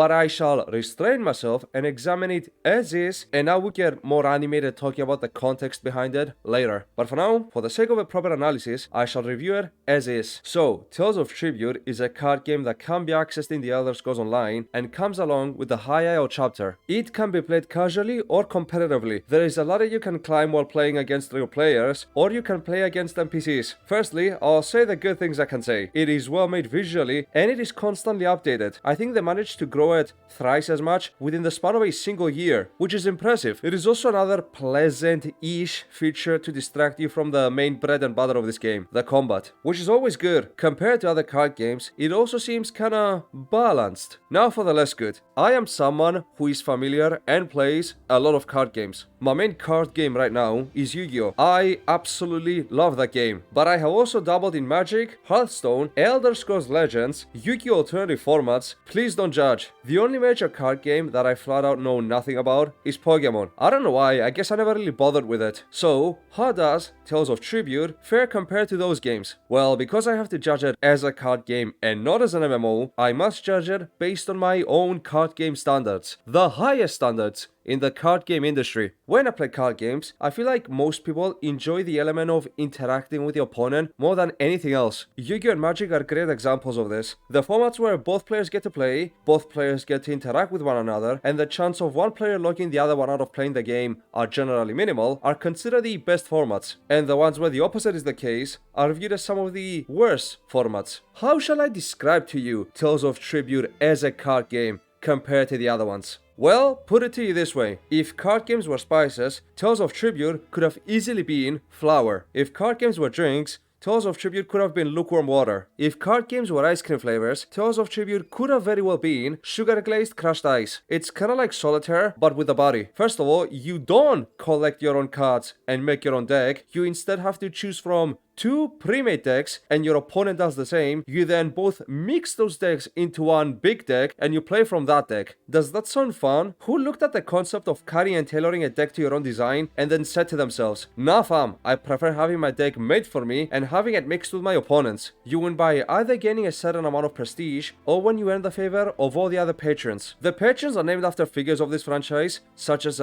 Palan? Pepe, what are you doing here? Now you go commit war crimes in Vigilon, right now, young man. Look at the stone. Can you turn the stone into bread? Of course not. How could you? Man shall not live by bread alone. Weren't those your words? And, as by Shazar's will, a Daedra rose up against you in the name of this bread. Of course not. Here have a Twinkie. The main interactability with the opponent comes exclusively from manipulating the patrons to favor, not favor, or being neutral to the player, or by destroying your opponent's active cards, which can be bought from the tavern for gold, which can be gained by spending the cards you draw at the beginning of each turn, which can also be used to trade for other cards in exchange for power, which you can gain by spending the cards you draw at the beginning of each turn, which you can also trade in exchange for power. It plays very slowly. There is a double RNG factor going on, not only for the cards you draw, but for the cards coming from the tavern as well, which, again, I don't know who looked at a card game and then thought to themselves, oh yeah, this needs more RNG. And overall, I don't find it exciting. I always end up losing interest mid-game. ESO isn't that much of a demanding game. I can easily play Yu-Gi-Oh! While this is still open. I can't say it's a bad card game, but I can't say it's a good one either. You know when you get in a pool and then immediately want to get out because the water has the temperature of piss? That's Tales of Tribute. What I can say with safety is that I get the feeling that something was left behind here. By the end of 2019, the game was well under 1,000 players on average concurrently and just over 1,000 at their peak. With the writing long being written on the wall, Bethesda would announce December 6th, 2019, that Elder Scrolls Legends development would be halted. As we can see, even with the general percentages, it's been a pretty slippery slope for Elder Scrolls Legends. It never really made the news cycle often. It was just something that's kind of sat in the background for Bethesda.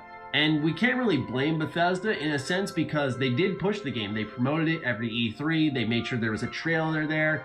It just didn't catch on. That's the reality. Some games are not meant to catch on. Imagine what an absolute W it could have been if instead of playing this, they managed to bring Legends back in some way or form. Legends plays way better than this, it is a lot more fun, and it is also an established card game. It could have brought fans of that game 2 years ago and bring back life to a horribly unfortunate, terribly timed, black sheep of the franchise. And I don't want to hear anything about it being not lore friendly. They can just change the names, no one would mind. And even if they didn't, we're clearly using the lore of this franchise like a flashlight. Might as well turn it into a huge Elder Scrolls fanfare. But alas, this did not happen, and Tales of Tribute cannot possibly rival something like Yu-Gi-Oh! Or Magic. It's still contained in its own little bubble. It just sucks that this could have been more. I like the idea of a card game being so good that in part it can eclipse the actual game it's a part of. I can see people having fun with it. It's just that I'm not one of those people. If you are having fun with it, that's by all means a good thing. But personally, it feels too slow, uninteractive, and lacking the fun factor for me to call it anything else than a gimmicky distraction from the rest of the game. Alright, who's next on the chopping block?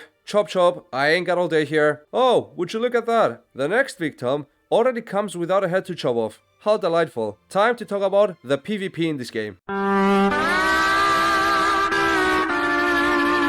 PvP in this game, with the exception of one-to-one man-on-man violence, comes out in the form of either Battlegrounds, Citadel, or Imperial City, starting with the Battlegrounds, and those are the most common / casual friendly PvP. There are different game modes composed of 3 teams of 4 people fighting each other, or at least most of the time. Sometimes we don't make it to 4 people. These game modes are Deathmatch, which is the purest form of waking up and choosing violence, Capture the Relic, in which the team with the most Nightblades wins, Chaos Ball, in which the team with the most tanks wins, and Crazy Kings and Domination, in which the teams that actually play like teams win. It is all very simple. If the objective is to capture a flag, you go with your team to capture the flag, as the more borders you have, the more your chances of survival. Chaos Ball is basically hot potato. I have potato blood in my veins.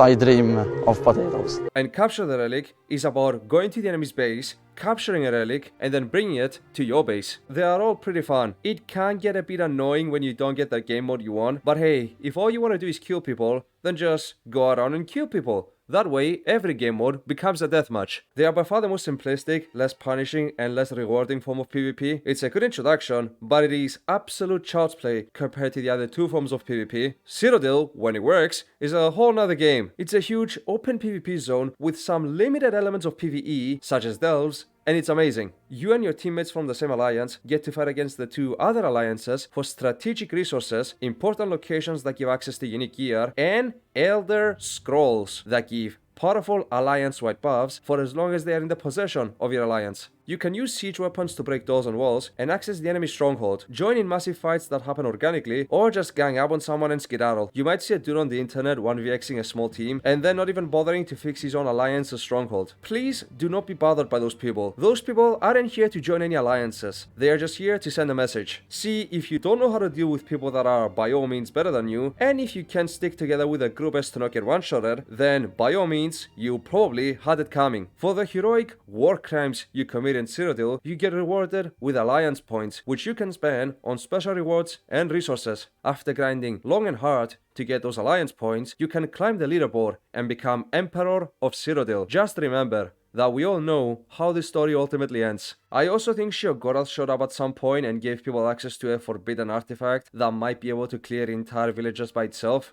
It would be a shame if you happened to find it lying at your feet in Cyrodiil and had no idea how to use it. Pick it up and do your head splattering best. Just put it back when you've finished. Things tend to get lost around here. Mines, mostly. Anyway, Cyrodiil is where mere boys become femboys. That's not gonna make it in. Cyrodiil is where boys become femboys. There are few moments more satisfying than riding into combat with your fellow teammates, only to be wiped out by an army 3 times your size, or a single cheeky Nightblade. There is nothing quite like clearing the map with your fellow guildmates all night, just for all your progress to be gone by the coming afternoon. I find absolutely nothing wrong with half the gameplay looking like this.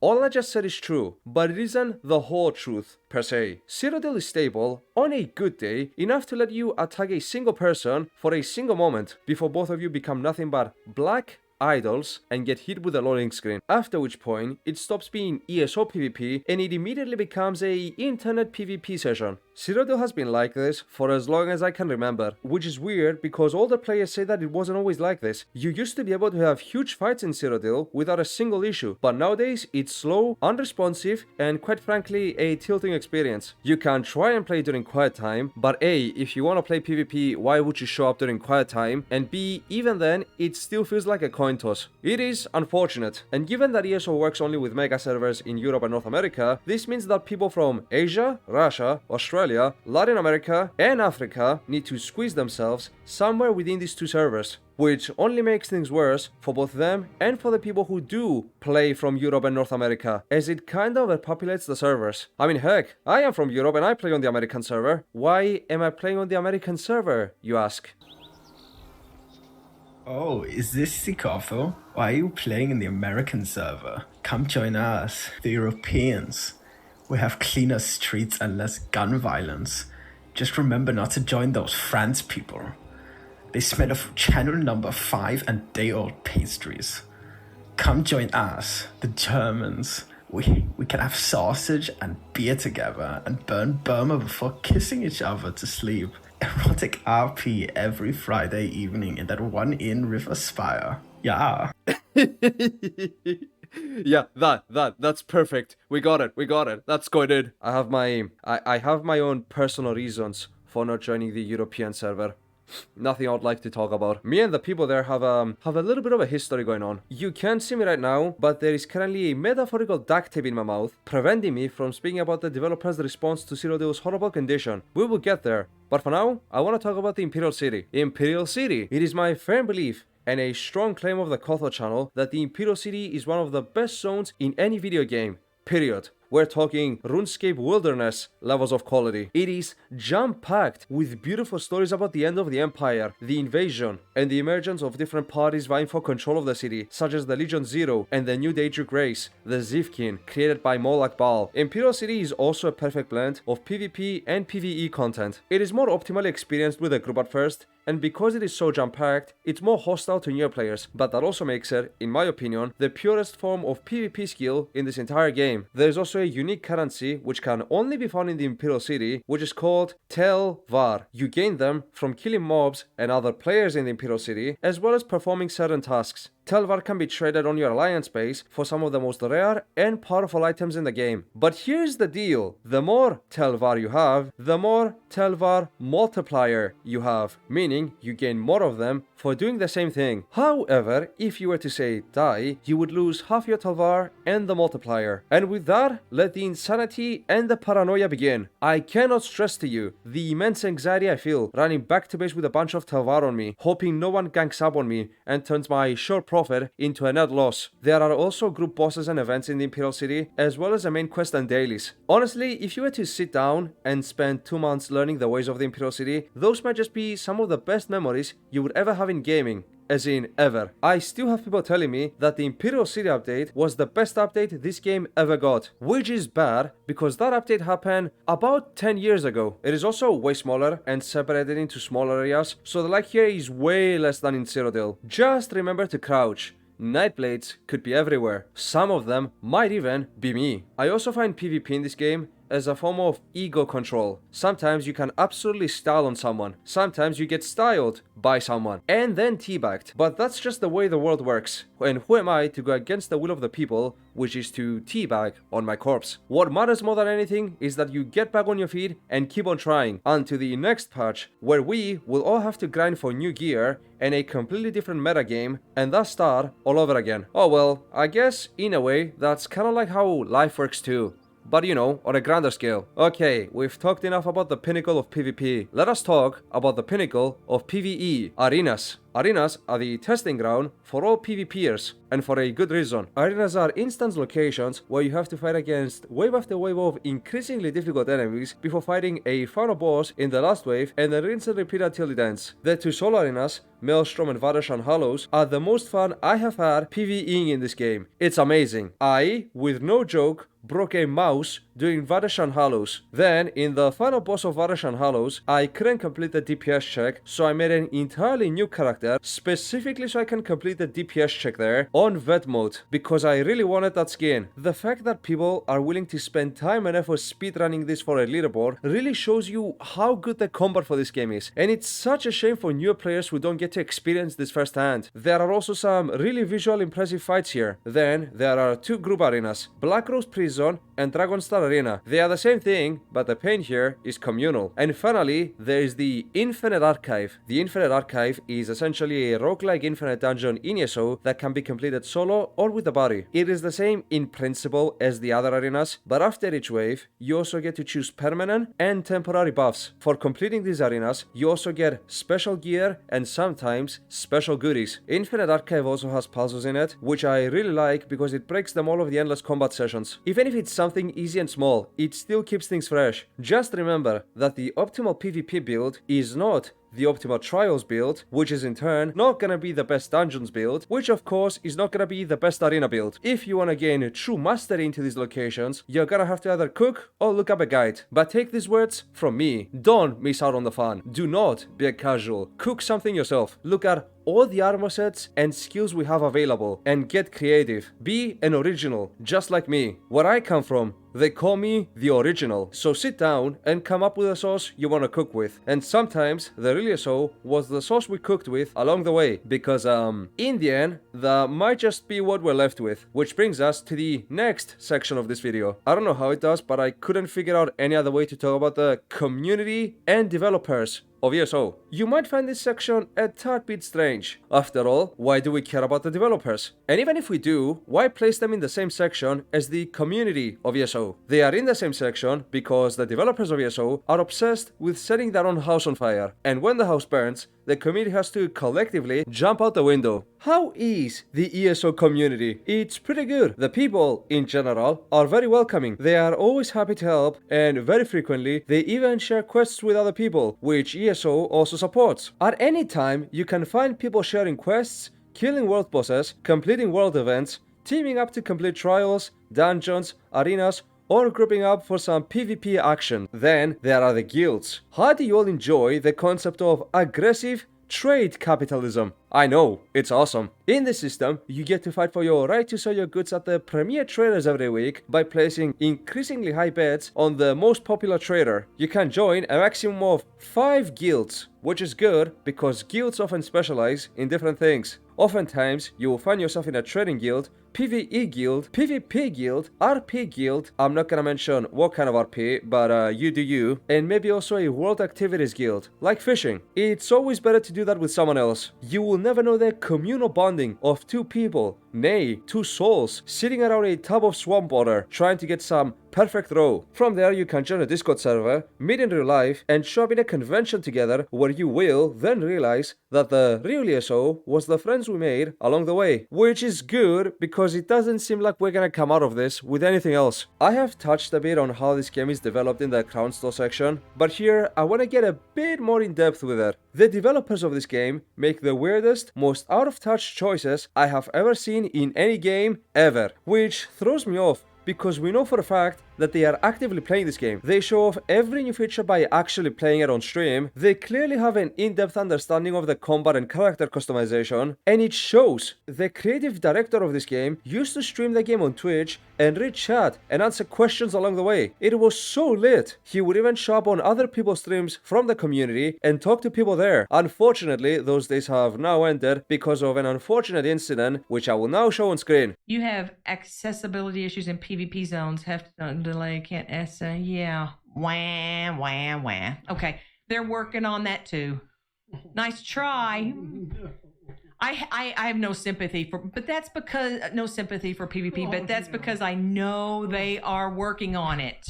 They're working on it. I'm working on it. Let me do that stupid video so I can tell everybody I'm my command to get everything, help me get everything off the internet about our house. I cannot state to you in terms that do it justice how much of a shitstorm came after this clip started making the rounds on the internet. Video after video making fun of a clearly out of touch statement, rubbing it into the face of the community. But I do want to focus on why this small clip had such a profound impact, because on a surface level, it really didn't have to. It is just a semi-comedic statement made by someone who doesn't even develop the game. But here's the thing, I kinda introduced you into the story in the middle of things, not at the very start. So let's take a trip on good old memory lane. As you might undoubtedly remember, this game had a very rough launch. At first, the world didn't scale with the level of the player, so people were confined to only small pieces of the map. It was a buggy mess, it was very heavily monetized even from the start, though nothing quite like how it would end up today, and overall, it didn't feel like an Elder Scrolls experience, or even a good MMO experience for that matter. The nagging fact is that none of it truly feels like an effective MMO extension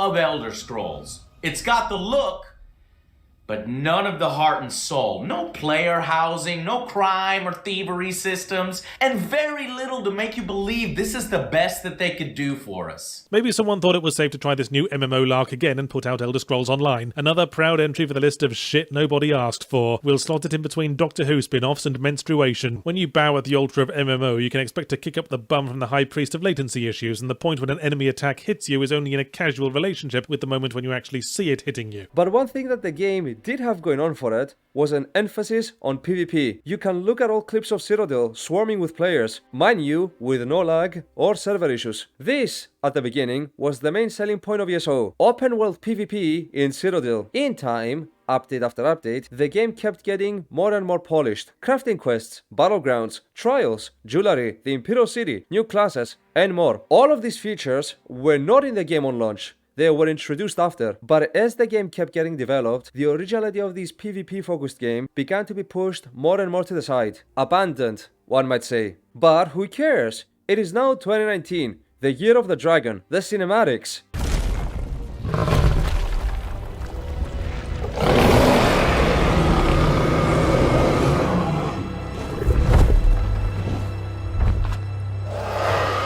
The story. Dragons in your own homeland. What are you going to do? This one does not know, but he hopes his family is safe in Riverhole. It's a dragon! Run! Merchant. The events.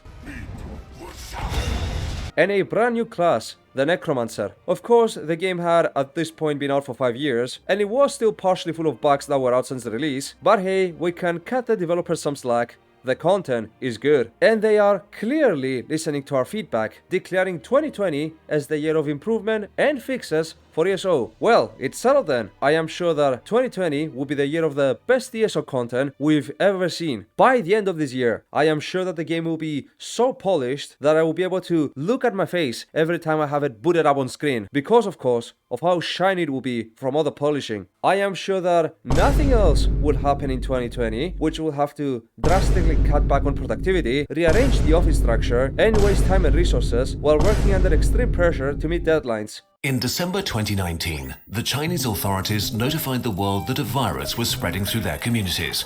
In the following months, it spread to other countries, with cases doubling within days. This virus is the Fortnite Battle Pass.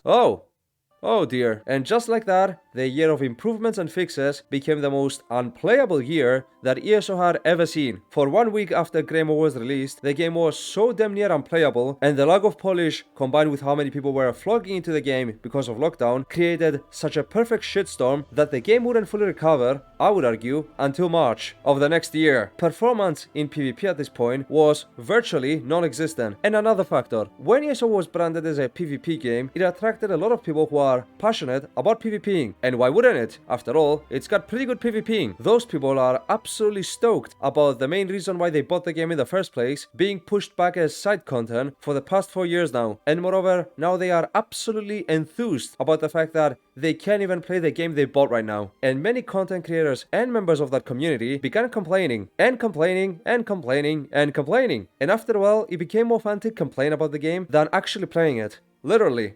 Because you couldn't play it. How are you getting good gameplay in this lag?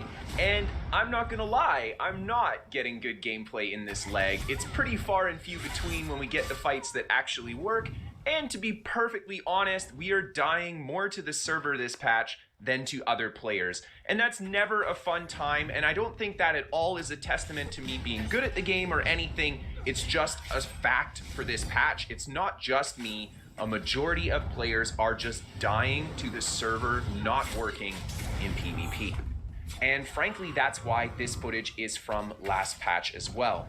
Now, of course, we know that the PvP population of this game is definitely a minority, so ZeniMax has very little incentive to really do anything for the PvP population, because I really think in their eyes, we just don't make them a lot of money, so why worry about it at all?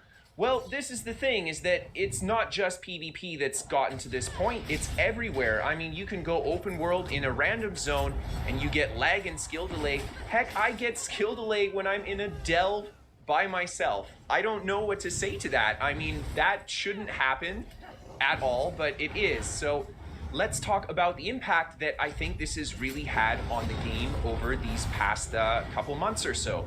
So we do know that when Greymore came out, this is when the big lag issues started. Prior to Greymore, we definitely had performance issues, especially in PvP, but it was nowhere near as bad as it is in Greymore.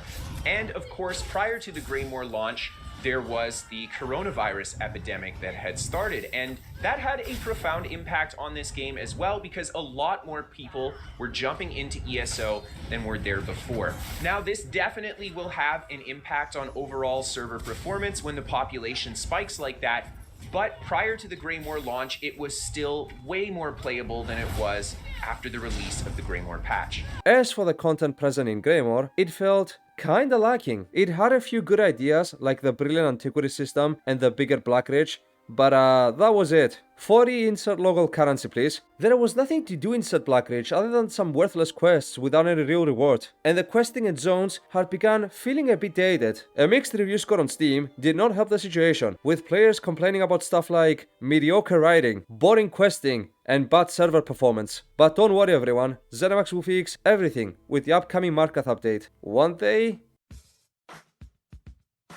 When Markarth dropped and the maintenance work was pretty much done on all servers and all platforms, except for the PS4 European one, where it should have been online at around 6 PM my time, and then they stretched it out to about 7 or 8 PM, and then they stretched it out again to around 10 PM, and eventually it did come online at like 5 AM in the morning the next day, so there must have been some really weird things going on.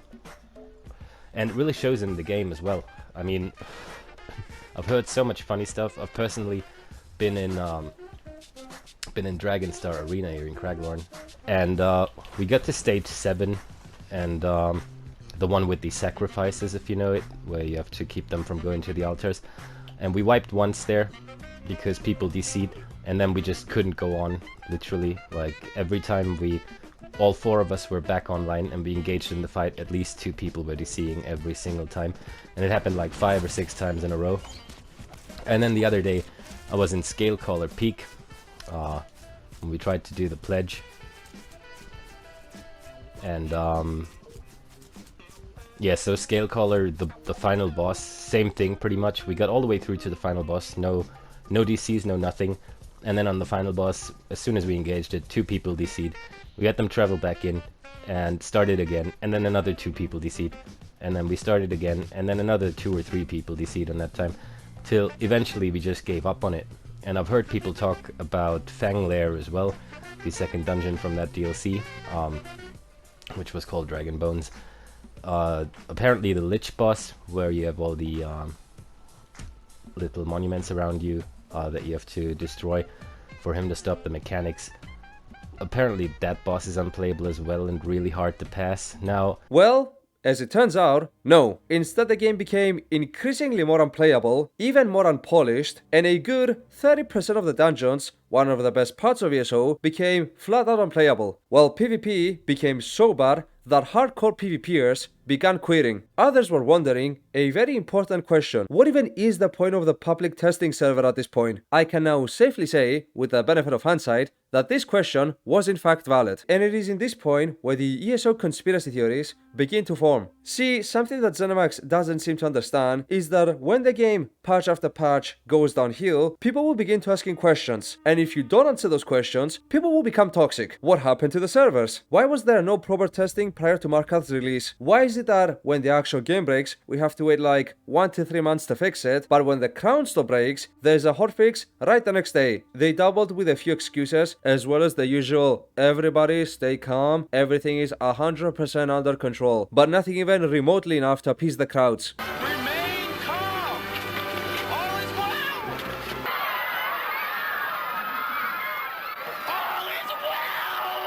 And thus, the conspiracy theories started to emerge. The game has spaghetti for code. There are too many systems that cause uptake in the server. It's the champion points. The champion point system is causing all this. No, you all got it wrong. It's the input from players who don't log in. That's the issue. They're the ones taking up all the server memory and leaving none for the rest of us. No, you all have it wrong. The server is actually a toaster and I just dropped it in someone's shower. I disagree. It was COVID. They had to half-bake everything because of COVID. I need to note that all of these, minus the toaster comment, were in fact legit opinions voiced in the community during this time. Now, I would never speak such ignorant theories that can have the immensely harmful impact of the developer having to talk to the community. But in this interview for Gold Road, the director for the game sounds like he's developing the game at gunpoint. For real. Hey, I'm Matt Fyror. I'm the studio director at ZeniMax Online Studios, best known for Elder Scrolls Online. So Matt, we're here at GDC and you're celebrating 10 years. That's a decade, Elder Scrolls Online. Like, how do you feel after being on a game this long? The crazy thing is that it's a decade since it launched, but we worked on it for 7 years before that. 17 years. It's 17 years on one game. So Gold Road is the 2024 chapter for ESO, where we're going to a part of Tamriel you haven't seen since Oblivion. It's in a corner of Cyrodiil. Includes a little bit of Valenwood, which is the Wood Elf province, and a little bit of that culture too, because it's on the borderlands between the two. And it's a really cool story, kind of part 2 of last year's story, although you don't have to play last year, and where we introduced a new Daedric Prince. First time that a new Daedric Prince has been introduced in Elder Scrolls in forever. And this is kind of the story of how that happened, why she was unknown, and then you deal with that in Gold Road. I don't know if you can understand me. My mind is a storm of images and voices and memories. I can see every reality all at once, the many paths. But my grip on this realm keeps slipping. But you... I see that you are real. Alas, ESO has been through worse. I am sure that the new Quarter 1 update will fix all of these issues, and heck, introducing the new champion point system might even help performance. But that did not happen either. Instead, the game went back to what it was exactly before Greymore, meaning that in hindsight, 2020 was the year of regression for ESO. While I'm saying all this, by the way, I want you all to keep in mind that it's not like ESO is unplayable at the start of 2021. ESO was only legit unplayable for the first month of Greymore and the first month of Marketh. After that, it was only Cyrodiil that was suffering from severe performance issues, which is still bad because it is still one of the most fun places to be in the game, and the one that many people actually tune in for. It was also the best activity the game had to offer when it was initially released in 2014. Despite that, I will humbly admit that Quarter 1 of 2021 was my favorite time to play ESO. The new dungeons were amazing, there was a lot of PvE content going on, and the new champion point system gave us something to grind for. Now, remember what I said in the crown store section of this video? That precedent matters and that you can only go so far before you start losing goodwill and begin alienating your player base? Well, here comes Blackwood.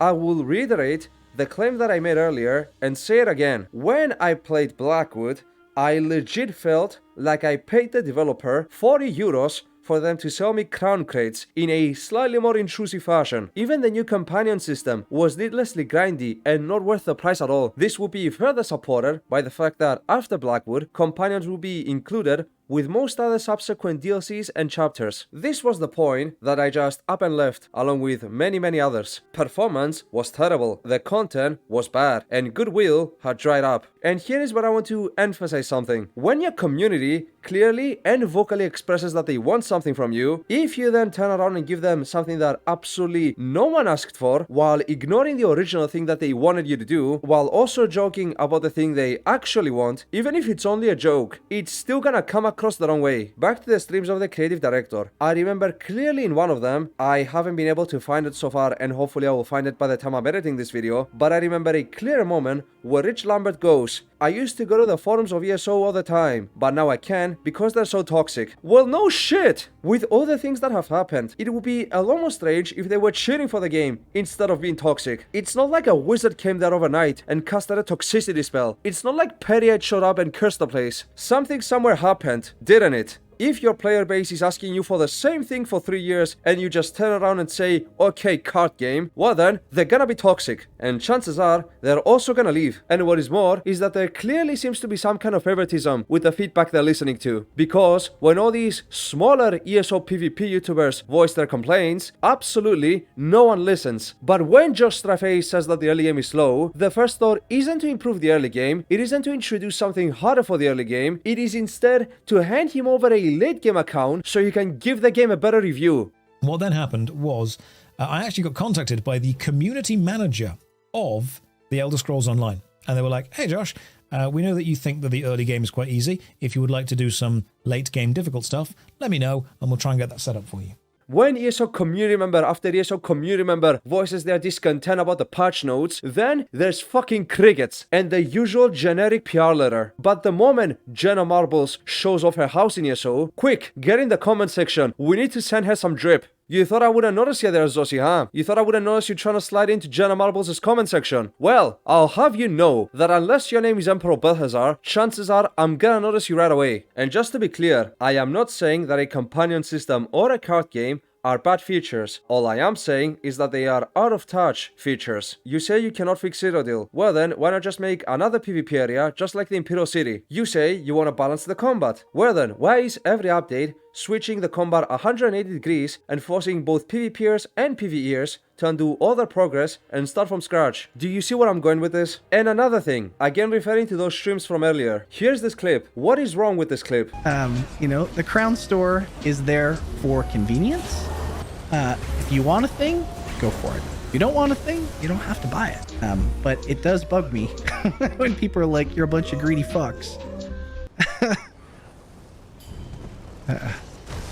What is wrong with this clip is that the Crown Store is no way to make this game more convenient or accessible. ZeniMax is putting all these hoops, obstacles, and problems into the game so you can find the solution in the Crown Store. It is making the game flat out worse, and yet they're acting otherwise. I did not even bother covering crafting in this video because of how unnecessarily complicated it is. There are so many useless items that just take up space for no reason whatsoever than to shove a crafting back down your throat. And just because the systems are fundamentally complicated, this does not exclude them from being mechanically bankrupt as well. Initially, for this video, I was gonna dedicate a section for scribing as well, but after seeing the system, I was like, nah.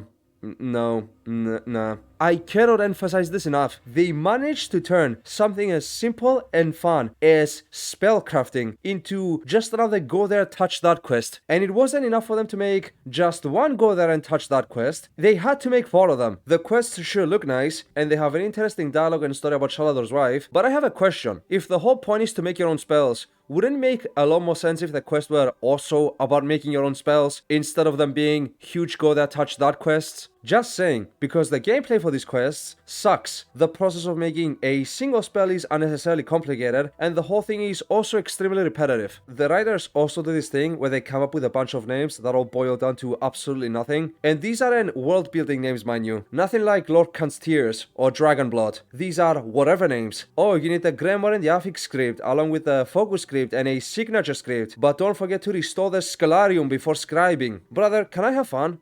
Like, that's all I want. Can I just have fun? Like, I paid you 40 euros again. I did it again. I paid you 40 euros and I can't even have fun. Like, can we just please do something without the need for a grinding fiesta? And even here, they couldn't even announce a major feature without also having to slide something else into the crown store. I'm telling you, these people are obsessed with setting their own house on fire. Along with scribing, they also release different skill styles, which are basically changes to how your skill looks. Guess where a bunch of them will be located. If it sounds like I'm getting fed up with the grinding, it's because to an extent, I am. All MMOs have grinding, don't get me wrong. It's just that in this case, and in other cases such as the companion system, I really can't see why. It's just there to make you waste your time, and make the quests feel longer, and make these activities feel longer. But they aren't. You are playing the same quest 4 times. So, I just gave you the history lesson. Where are we now? Well, the game is certainly more stable and they promise they'll give some kind of feature in Q4 this year, but as of right now, we have no idea what that feature is. Citadel is still broken, but what's new? And a lot of the older content creators have either quit or changed topics. I kind of miss it, but then again, I don't miss the negative aspects of lag, of all of the slew of reasons why PvP sucks on console. And I was considering on going to PC, but with Zos's direction with update 35, I really don't want to sink a whole lot of time or money into a new account. I just don't. And I don't have the free time to grind up a new account. I don't have any time, if I'm being, at least for me personally. I know a lot of people maybe not feel the same way, especially newer players. You guys don't really know what we're talking about. But the veteran players and the people that's been around for a few years kind of know patch fatigue is definitely a big thing right now for a lot of this. Like, ESO is the best and worst game out there, and it sucks to say it, but I've tried messing with Guild Wars 2 on PC, but it's just not fun. I mean, I play it for 20 minutes and like, dude, ESO's combat is so much better, but this devs just seem to have, I don't know, accessibility issues with their game, even though it was more accessible before. It's just very nerve-wracking, and like, that's one thing I don't miss about the game. Is I watched Nephis' video today and him just malding and just very upset about the patch, and I don't miss that, and I don't miss that aspect whenever I would stream and I would be upset about lag or whatever the reason is about this or about that. But it's mainly because of lag on console. We just don't have good servers yet. So that's right, guys. This is my last Elder Scrolls Online video. No, this is not clickbait. This isn't a get this video to 2,069 likes and I won't quit. This is the next chapter is so monetized and pay to win that I give up. I can't do ESO content anymore. I hear what you're saying and I understand the objection. I mean, you're about to see 10 videos in the next week with a shocked face on the thumbnail saying the game is saved. But the sad fact is, nothing has changed. It's still the same show. Are we just going to forget about all the over monetization and the lack of rewards? Late summer, our focus is going to be on bugs and quality of life additions. Things like pre-made group finder or an all-in-one attunable set crafting station as examples. You know what I hate about this the most? The fact that they're fixing the bugs after the chapter and then making out like this is a new thing, but it's something they always have to do because they always release a buggy chapter. Hell, the QA team was so pissed off with it all that they created a union. But it's also the fact that they always try to give you something as if like they're doing you a favor, but the fact of the matter is they're going to charge you for it. So since update 35, more and more of the communities and friends I've played and worked with are gone or going away. It feels like I can't recommend ESO as a game based on the community anymore. You know how like everyone's always like, oh, ESO has such a welcoming community, oh, the community is one of the best. I don't think so anymore. It's because I feel like, and this is just my personal feeling, I'm not saying it's objective, it just feels like for me the general space or ESO, I guess whatever amorphous meaning you give to the word community in the ESO sense, I feel like a lot of it has been changed because there's, you know, obviously different people, and the people it lost, those people made playing the game special, and those people aren't there anymore or are going away. and the yearly content cycle introduced with Elsewhere is dead on the floor, dying under a pool of half-baked ideas, bugs and glitches. To be fair, it only worked for Elsewhere, and it should by all means have stayed there, and now we're at the point where the Elder Scrolls Online is in a bit of a strange position for me. Allow me to explain this with a story. So far I have talked extensively about my favorite activities in this game. Well, let me tell you about the worst experience I have had in this game, and close this section about the community and the developers with this note, because the worst experience I have had in this game was not a result of unplayable Cyrodiil, was not a result of the Crown Store, at least directly, and it was not a result of a crash during Markath. Here's what happened. The month after Blackwood came out, I could not for the life of me bear to play this game. There really isn't a better way to say this, but I felt like a fool for giving a company 40 euros just for them to give me the Seals of Endeavor system, which is basically an extended advertising campaign for the Crown Store, and a bootlegged Oblivion questline, along with grindy companions for some reason. And as a result of that, I didn't want to do anything in the game. I specifically remember thinking to myself that I would have had a lot more fun and would have had a lot more things to do had Blackwood never been released. The egregiousness of it all sucked all the fun away from me, cause why would anyone be excited about anything when the developers are speedrunning scamming gaming practices? At the time,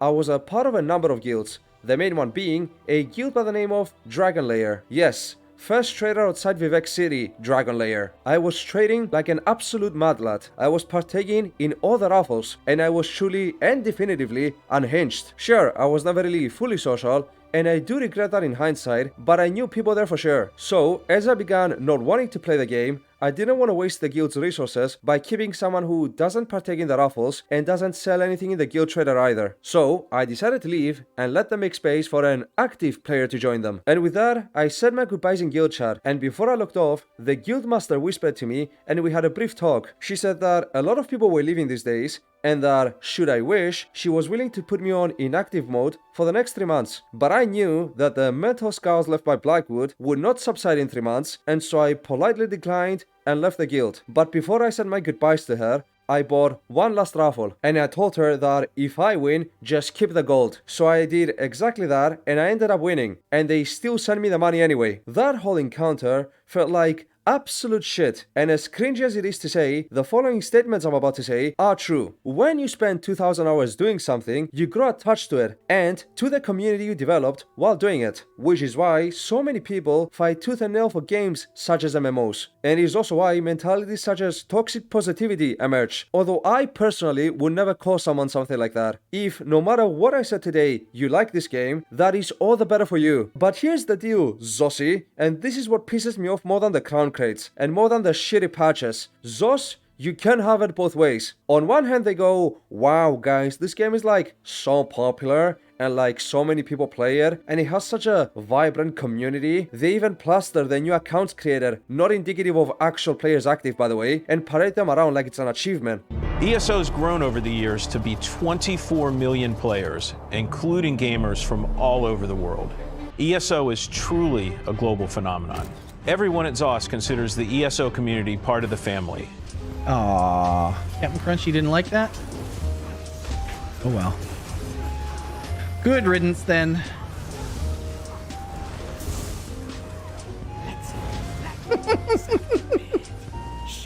I didn't even get to see what they said in reply, but it's I get that response, or I get that question a lot from people, right?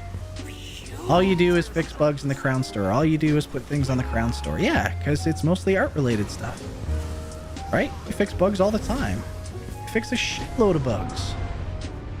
In their latest cinematic, in the Xbox Game Showcase, they even emphasize the whole play as a community thing, as long as no one teabags anyone else. But on the other hand, they do everything in their power to alienate their PvPers, overwhelm their PvEers with changes and bad game design, and wipe their asses with the feedback, while also treating the entirety of the community like a sentient wallet. When you make a game like an MMO, if you want to focus on the aspect of being able to play with your friends, you better make sure you make it so people want to play this game with their friends and meet new people. If you change directions all the time, abandon your initial sell point, and treat the people that play your game like pay pigs, people are gonna leave, and you will fracture the communities that they build in your game. Which brings me back to my own story. When I came back 2 months ago and began playing the game again daily, the first thing I did when I logged in, the first thing I swear was trying to find the guild I left, but the trader was no longer in Vivek City. I talked with the one active person I had on my friends list who was also part of the guild back then, and they told me that they too quit a few years ago and that they only came back last month as well. I then searched the guild finder and I couldn't find them, and that is where my story currently ends. I'm hoping that they didn't dissolve,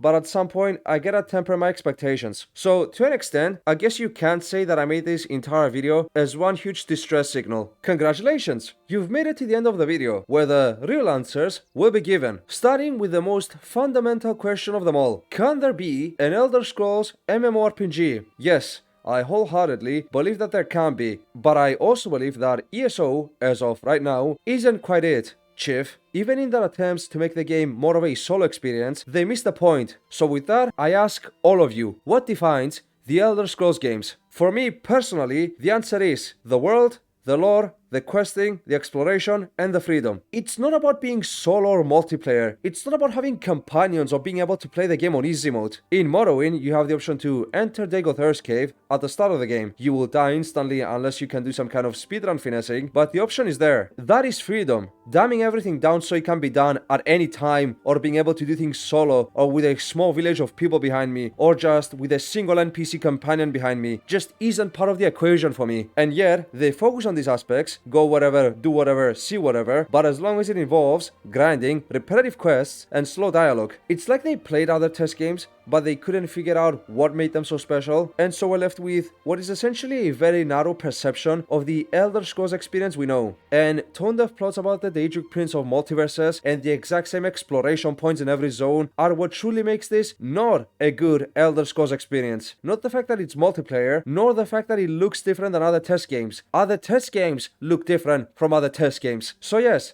there can be an Elder Scrolls MMORPG. I genuinely believe that. It's just the case that ESO is focusing way too hard on being a bad MMORPG and not so much on being a good Elder Scrolls experience. On the domain of being an MMORPG, it manages to do a lot of things right, such as having PvE content of all types and some good PvP content as well, but it fails on many other regards, such as delivering on old promises of huge open world PvP sessions, or not spiraling into an increasingly more pay-to-win state. When you get that itch to play an Elder Scrolls game, what are you looking for? Do you maybe think of grinding? Is it perhaps crown crates that you're itching for? No, but you can at least try to think of huge battles happening in Citadel, or endless trading wars outside Vivek City, or a group of people storming an ancient stronghold in Hammerfell. And with all that, I rest my case. Should you play ESO? Well, it depends on what you want to get out of it. If, after looking at this video or any other video on the internet, you think to yourself, oh, I could give this game a try, just for the trials, the dungeons, or maybe Imperial City man-on-man violence, then go ahead. If you don't want to deal with the other side of the coin, crownstore and performance issues and boring quests, then don't bother with it. And after all I just said, I still play ESO. Maybe it's because I suffer from a little known thing known as the sunk cost fallacy. Maybe it's because I'm a total sucker for the lore, but it has something for me. Maybe I'll get bored like next month and never touch it again. Or maybe the mysterious PvP feature will be so good that it will become my main game again. I don't know, only time will tell. I will admit that while looking at the history for this video, I have become rather pessimistic, but at least I had fun playing for this video, and at the end of the day, that should be what it's all about. Thank you for watching this video. I understand that a lot of you might, heaven forbid, disagree with me. You might even have your own opinions, and how dare you for that? Having a different opinion than the voice from the abyss of the internet. How dare you? I thought your parents might have taught you better than this. Please tell me your quote-unquote different opinion in the comments, where I will surely read it and immediately begin laughing at it. I'm just kidding, of course. I take community feedback very seriously. So seriously, in fact, that I have now changed races and I now identify as a Khajiit. Lastly, I want to mention that this video, more than any other video I have made, felt very weird to make, because unlike all the other videos I made, it's stuff that I actually experienced firsthand, and I didn't think that at the time they were happening, I'll be making a video about them like 3 to 4 years later. But here we are, and all in all, I had fun making this one. It was a nice trip down memory lane. Again, thank you all so much for watching, and just have a good day, like, go chill. I think I have shown my name tag like a few thousand times throughout this video, so just add me, why not? We can do trials. And with that being said, bye bye.